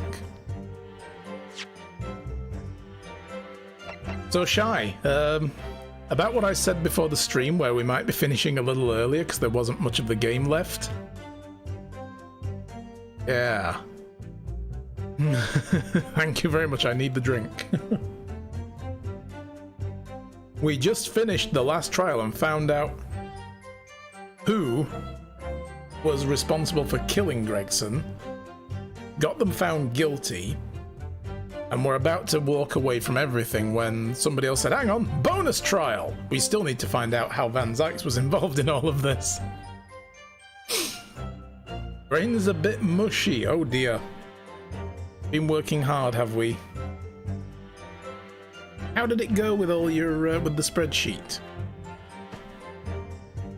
What if Zykes is actually the Reaper and he's also used Asogi as a scapegoat 10 years ago? I don't like the idea that he really is the Reaper, though. Like, no.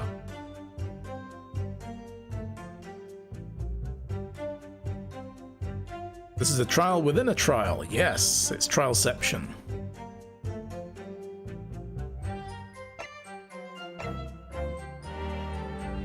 So no common thread exists between them, although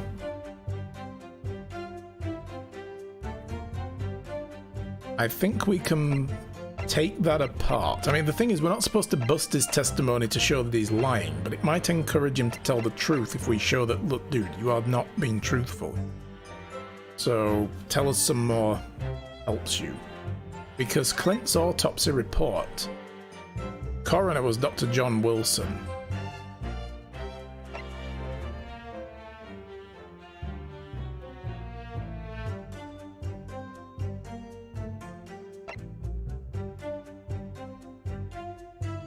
Evidence recovered from the victim's stomach in the autopsy. Credit to Gregson for petitioning for the autopsy.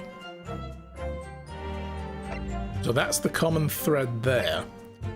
Is like, well, actually, your brother is the common thread. His death was the common thread. So it must be this. This is the only other thing that has anything to do with Wilson and Gregson and has some link to Barak Van Zykes. Objection! Yes. What is this, an autopsy report? Wait, this is 10 years old, from the autopsy of Lord Clint Van Zykes. What? My brother's autopsy report? I'm pleased to see the defense doesn't intend to run from undeniable truth. Spreadsheet is finished. You're working on streamlining the character profile worksheet. Excellent. Sounds awesome. Order in the court. Yes, Casimir knew. Well, I mean, he's been doing a lot of his own research since he got to England. Let's face it. He came here specifically to find out what really happened with his father's execution. And we still need to know more about that, like who shot him when he crawled out of the grave when he was fake dead? Oh, like, what happened? If they had cliffhanger that, because they intended to make a sequel to this and then never did, what reason do you have for presenting a 10-year-old autopsy report here, counsel? This, the autopsy report of the professor's final victim, is an undeniable link between Inspector Gregson, Dr. Wilson, and the defendant. Not that accursed name again, the Professor. I've personally researched all of the court records relating to that case. I know that at the time an autopsy was considered sacrilege to the victim's soul. And for a member of the aristocracy like Lord Clint Van Zykes, it was unthinkable. But someone implored the powers that be to allow the autopsy to go ahead, Inspector Gregson. He declared that he was certain he would obtain conclusive proof from the procedure. And it was Dr. Wilson who conducted the autopsy. In that case, Zykes shot him Ojigoku. His signature is clearly visible on the document. As promised by Gregson, the autopsy did indeed produce evidence. Evidence that conclusively proved Genshin Asogi was guilty of the murders. In my brother's dying moments, he mustered all of his remaining strength to leave that vital clue behind. What did he do? What, did he bite like a piece of him off and swallow it or something? Indeed, that was key to indicting the Professor for this crime and the conclusive evidence that convicted him. It enabled Lord Van Zykes here to avenge his brother's senseless death with a marvelous victory in court. Again, he touches the thing. I like that little detail where he touches the crest on his chest there, because that was his brother's. He ate the finger of Peter Pettigrew. A marvelous victory, was it? I wonder if that's really true. Because, yeah, what if the evidence was counterfeit just to scapegoat him? Could the same be said if it turned out that the key piece of evidence in question was in fact fabricated? If the inspector, the coroner, and the prosecutor all colluded together to cast an innocent Japanese man as a mass murderer and send him to his death? That's outrageous. And now, 10 years later, for some reason, the secret has been threatened and needs protecting. Which is why the inspector and the coroner had to be silenced, isn't it? By someone in power in Japan and Britain, using 2 killers recruited for the assassin exchange. I think he's onto something. That is kind of what's happened. This whole thing was threatened again and it almost bubbled to the surface. Order! Order at once! 10 years ago, my father was convicted in this very courtroom as a mass murderer, to be sentenced to death. But it was all a sham, and I swore to myself I'd prove it, which is why I had to come to Britain. Whatever the cost. The wine's out again. You'll have to forgive me if I feel compelled to toast this vengeful Nipponese's tenacity of purpose here. However... See, he doesn't have the stand behind him with all the candles in it to throw that at, so he has to crush out all of them. Seems like Kazuma wants to clear his daddy's name. Yes. He who fails to quash his emotions in the courtroom has failed as a lawyer. Come on, Kazuma. You know this won't wash. You're claiming your father was misrepresented in a trial that took place a whole decade ago. You must see that without evidence, that's nothing more than a wild accusation. As it happens, I have evidence. Nani? As the court has heard, I crossed the channel to France with Gregson on the 31st. I went with him on the pretext of being the assassin recruited to kill Seishiro Jigoku, but my true intentions were to make the inspector tell me the truth. What truth? The truth about the evidence, and he acknowledged what I'd already deduced. There's a closely guarded secret about what went on in that autopsy 10 years ago. What? A secret? I know nothing of any secret. That's why it's a secret. While we waited for my supposed mark in Jigoku's cabin, I drew my clan's illustrious sword Karama before the inspector's eyes. He very quickly understood what my true motive was. Right, I see. You're that Asogi's young lad, are you? And what? You're gonna cut me down with that thing, is that it? That will very much depend on the answers you give to my questions. I want to know what really happened 10 years ago. The truth, that's all. Before we get into it, let me make one thing clear. I still believe your father was the professor, there's no doubt in my mind. But unfortunately back then, we didn't have the evidence we needed to make the crime stick. So you admit it then? The evidence used in my father's trial was fabricated? It was for the good of the country. Anyway, I was just following orders. Orders? What exactly did you do? Speak! I'm not saying another word. Even if your life depends on it? That's right. Even then. Schling! And that's how the tip of the sword broke off in his luggage. He must have deflected it with his carry case. But that's when the tip of the sword broke. Oh, Kazuma-sama.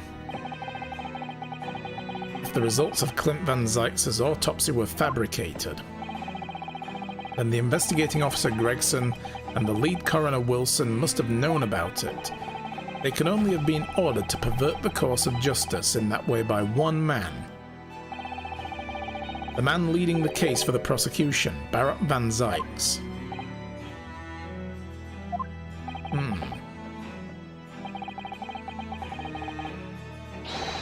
In other words, the defendant did have a cause to organize this exchange of assassins. Yeah, Gregson, you fool! A good man corrupted by the greater power of corruption, yeah. Exactly. And as was established earlier, it has to have only been the Reaper himself who liaised with Jigoku in Japan to arrange the exchange. Ah. So it follows that the Reaper's true identity can only be that of a man who stands accused in this courtroom today, Barrett Van Zykes.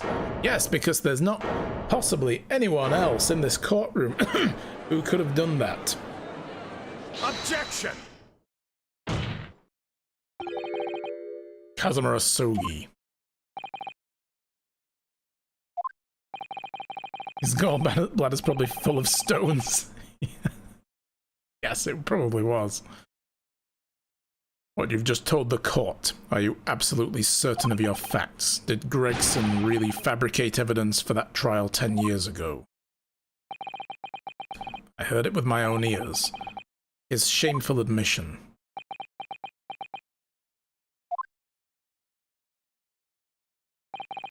In that case, I know. I know the name of the Reaper. Who was supposed to prosecute that trial, by the way? Male Strongheart. Until, of course, Barrett Van Zykes petitioned him relentlessly to let him lead the charge, and he eventually said okay, as long as he got to be his assistant. What? Lord Van Zykes? I gave no such orders. I know that for certain. Because he was a junior prosecutor. What authority did he have back then? None. Which narrows down the remaining possibility to one. Lord Van Zykes isn't the one behind all this, then yes, there is only one other person who could have done something like that. Say it! Finally! It's like, fucking finally, we're getting to it. I believe I know who it is too. You? I just had a feeling this name was going to come up. The true identity of the infamous Reaper of the Bailey is... Iris Wilson!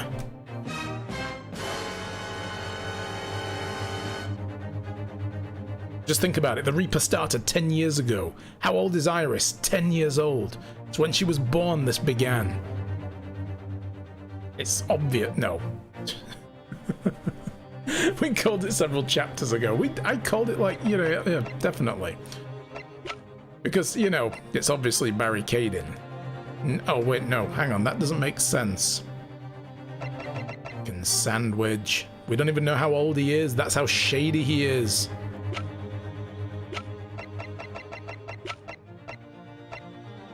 Fuck you, Strongheart. Take that! The only person who could have arranged the assassin exchange and manipulated the autopsy results ba-bum, is Lord Chief Justice himself, Lord Male Strongheart. What? Lord Strongheart?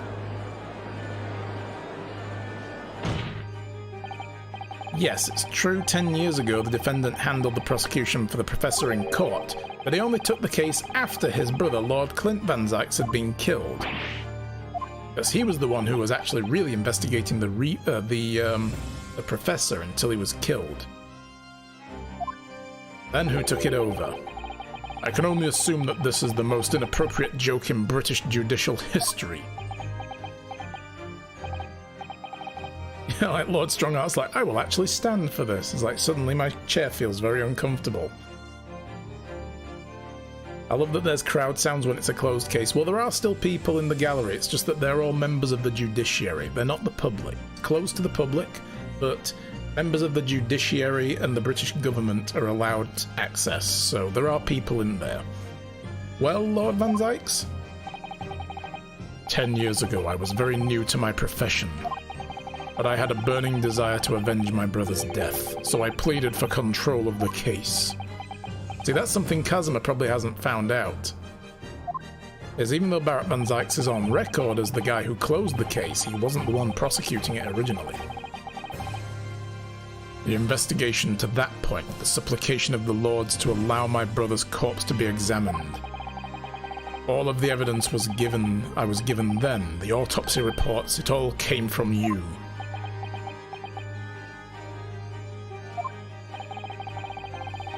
I've spent my life since then believing I was in your debt for the way you stood aside and let me handle the trial. But I see now.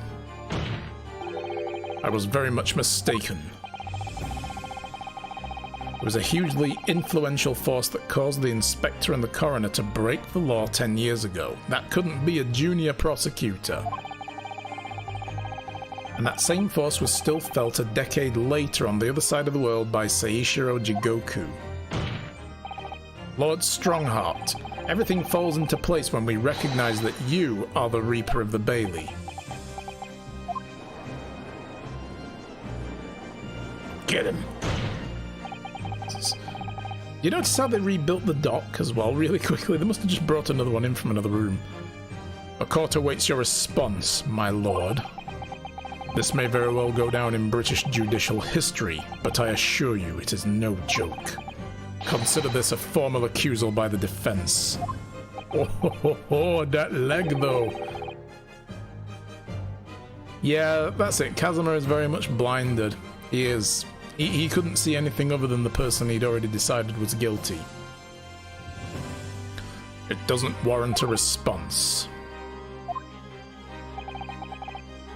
A formal accusal? Don't be absurd. The defense's claims are utter nonsense, a wild fantasy at best. You're not going to defend yourself? You claim there was some wrongdoing with Lord Clint Van Zykes' autopsy? That's utterly untrue. Objection! But I heard it from Gregson's own lips. He admitted to it. And where is your evidence? What? Gregson's dead now, unless you were thinking of summoning a ghost to the stand. You mean to say... I forget how the system works in your little backwater country, but in the court of the British Empire, without evidence there is no case. I have no intention of entertaining some wild fantasy that can't possibly be substantiated by anyone or anything. Ugh. Testify, yes. You just got a clue that evidence was planted and didn't want to pursue that though much further. Yeah, exactly. It's like, how shady can you get? Order in the court.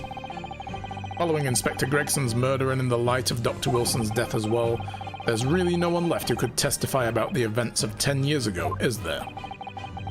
But that was the real purpose of the assassin exchange.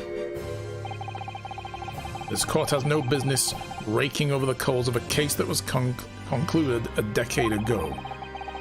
The accusal brought by the prosecution and the defense is categorically denied. I take it there are no objections. Would it matter if there were? Casimir more or less waited his whole life for this moment. Is there really nothing else we can do now? Is there no other avenue we can go down in pursuit of the truth about what happened all those years ago? If only there was someone who could testify about Clint Van Zykes' autopsy. I mean, isn't there? Maria Gorey, maybe? He'd have been 9 at the time, and her mother always carried out autopsies with her in the room. Although, I think didn't Maria Gorey say she told her everything about the autopsy? She wasn't there.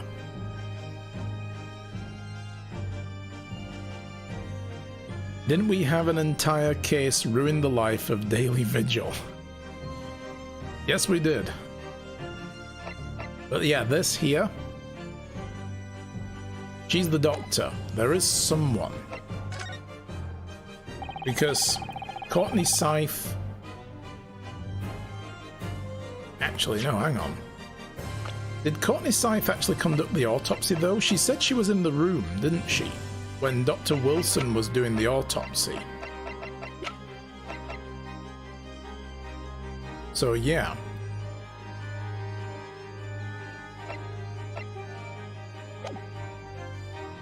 Let's have a look at that autopsy report.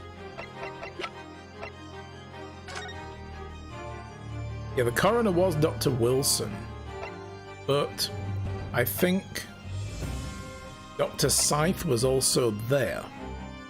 Pretty sure that when we went to look for this autopsy report and we found it was missing, strange way of putting it, we found it missing. How can you find it if it's missing? But when we went and spoke to Maria Gorey, and then we realized the thing was missing, she did say that her mother had talked to her about all of her autopsies, and this one was one of them.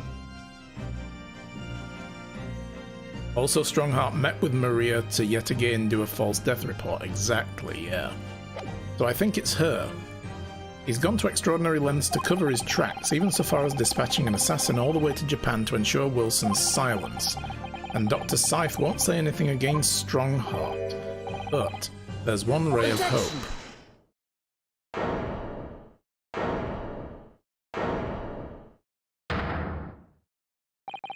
Actually, there is one person.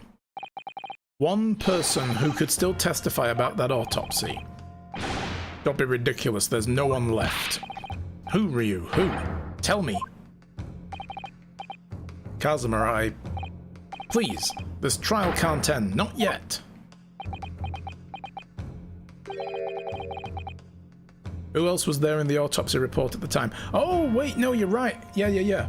Mikotoba. He could do this. Yeah, Mikotoba, Urena. Mikotoba, not... She was the one making notes. He wrote it, that's right. The whole point of why Iris thought that Dr. Wilson was her father, because all of the notes of, like, Herlock Sholmes' partner that are in that trunk are written in a certain handwriting. And then when she saw this autopsy report, she saw it was the same handwriting and that it was signed John H. Wilson. But even though John H. Wilson signed it, he was doing the autopsy, hands filthy dirty getting in there. Who was making the notes? An assistant. And who was his assistant at the time? Mikotoba.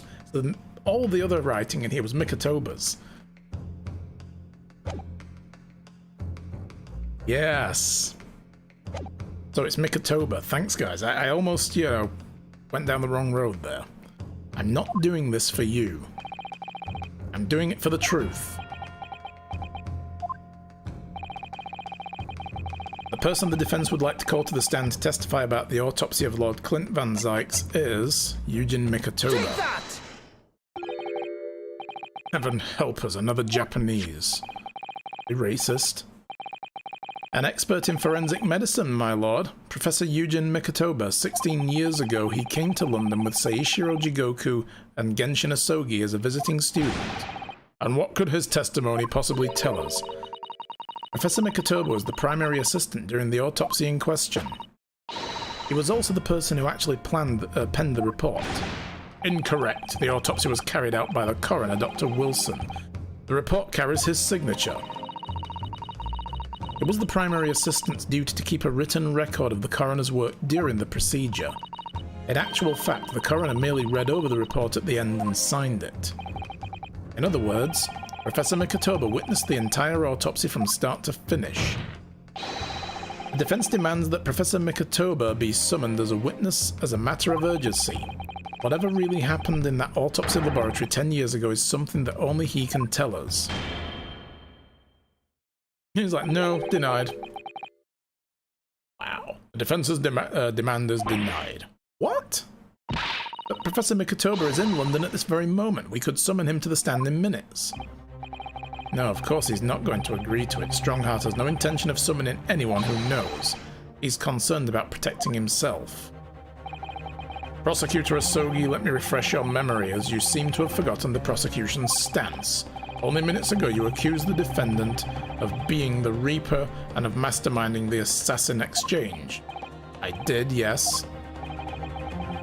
But present your evidence for these claims and make your case complete.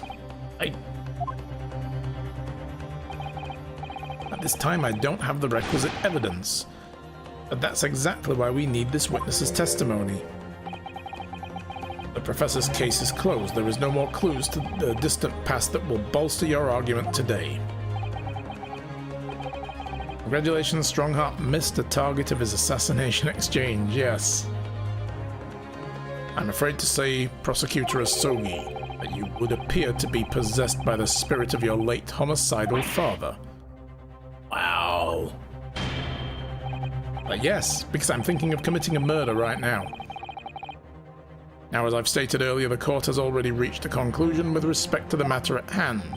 Inspector Gregson was murdered by the Japanese Supreme Court Judge Seishiro Jigoku. As for any hidden circumstances that may exist, they will be investigated in due course by the proper authorities. That was a low blow. You want to shove the unicorn up his ass, right? We all know what will happen. That'll just give the mastermind the whole of the whole venture time to cover his tracks again. By which you mean me. Your punishment for this contemptible behavior will be decided at a later date. As for you, Prosecutor Asogi, you will be remanded following these proceedings. Willingly, I trust, since you gave your word. What? This futile game of revenge is over. Young Master Asogi. Wow.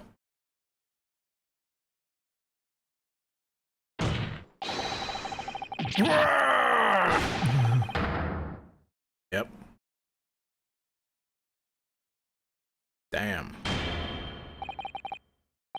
That will be all. I hereby declare this trial to be over.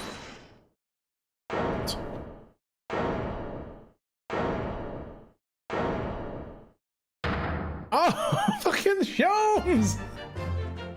The fly in the ointment is back. Mr. Sholmes! This is no place for amateur deductions, Mr. Sholmes. May I remind you that these proceedings are closed to the general public. You will leave the courtroom at once. Mr. Sholmes was instrumental in the apprehension of Seishiro Jigoku before he fled from Europe. The court should hear what he has to say. Lord Mail Strongheart, it's imperative that you refrain from bringing this trial to an end at this stage. Is it really? And why would that be? You need only recall your own words from the opening of the trial to answer that question, if I may. We will stop at nothing to uncover the whole truth behind these disturbing findings. Surely it can't be that the shock of being accused of being the Reaper yourself has erased that from your memory, can it? The whole truth, sir, has already been uncovered. It would seem that we have a great many important members of the judiciary present here today.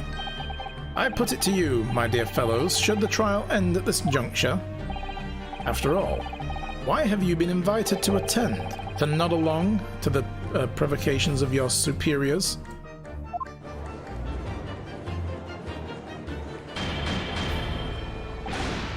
Order! Order in the court! It seems to me that we stand before a door that leads to a new era of legal practices, a door that is ajar. Let us emerge from the shadows of the Reaper's decade-long ascendancy. For you and you alone, my dear fellows, have the power to push this door open now. The auditors in the gallery have no rights to express an opinion in court proceedings. Silence! It's right! The judge has absolute authority here. Yes, if he calls the trial to an end, it must end. But will that really do? Since dark things occurring behind the scenes, dark things indeed. Is there a single person here present? Blah, blah, blah. What's... Yep. Trial should go on. Summon all the witnesses. That's right, we need to be clear. That before the Japanese blah, blah, blah, whatever. I didn't catch all that. My lord, you assured those present that you would uncover the whole truth here. Vindicate yourself of this outlandish accusation. Truth, the whole truth, and nothing but the truth. That's the very foundation of British law. Damn. Funny how Sholmes quotes something from the beginning of a trial when he wasn't present, right? It's like, how did you know that? Yes, he was listening through the bunny the whole time. A toast to my dependable colleagues in the gallery. On with the trial! On with the trial! Testify! Testify! Well, my lord, you hear the voices of British justice, I take it. I think you'll find it will be rather awkward to silence.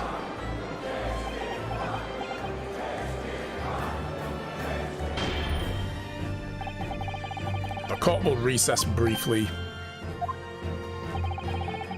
I have no intention of shirking from these allegations. Bailiff, arrange for the subpoena of the witness at once. As soon as the gentleman arrives in the courthouse, we shall reconvene. Recess won't be necessary, my lord. Pardon? Mikotoba is a close friend of mine. He accompanied me today and is waiting in the antechamber as we speak. I do believe he's been enjoying a little trip down memory lane, in fact. What? Professor Mikotoba is here in this courthouse? Mr. Sholmes, you sly dog. You didn't know this would happen, did you? No, of course he didn't. My dear fellow, no one is in a better position to answer that question than you, surely. Wasn't just asking for the fun of it, you know. I need a recess to shoot someone to relieve the stress. Yes. It's like, no, I need a recess to flee the fucking country. To get the hell out of here. I must thank you for your assistance in this matter, Mr. Sholmes. However, you are of no further use here. Kindly leave the courtroom at once. But of course, in truth, I find myself rather busy now as a result of these developments. Mr. Naruhodo? Ah, yes. I trust you have Iris's little lucky charm with you? Absolutely. It's still in my pocket. She sends her regards and a reminder. If you find yourself at a dead end, the ears are at your disposal. Just one tug if you please. And not too hard, since we know how it works, of course. In that case, the trial will continue without delay. Bailiff, show the witnesses to the stand. Yeah, what is he doing now? God, this is gonna keep going on, isn't it? It's hard to gauge how long these games are. But it's Lord Strongheart, he's the Reaper of the Bailey. Where exactly is the trial going to take me now, I wonder? How deep am I about to be plunged into the blackness of the abyss? Well, I'm ready. I'm ready to head into the heart of the Maelstrom and confront whatever horrors it tries to drown me under.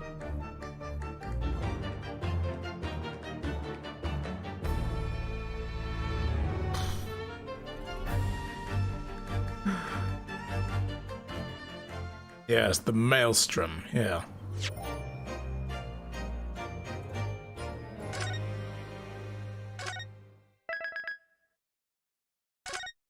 Oh.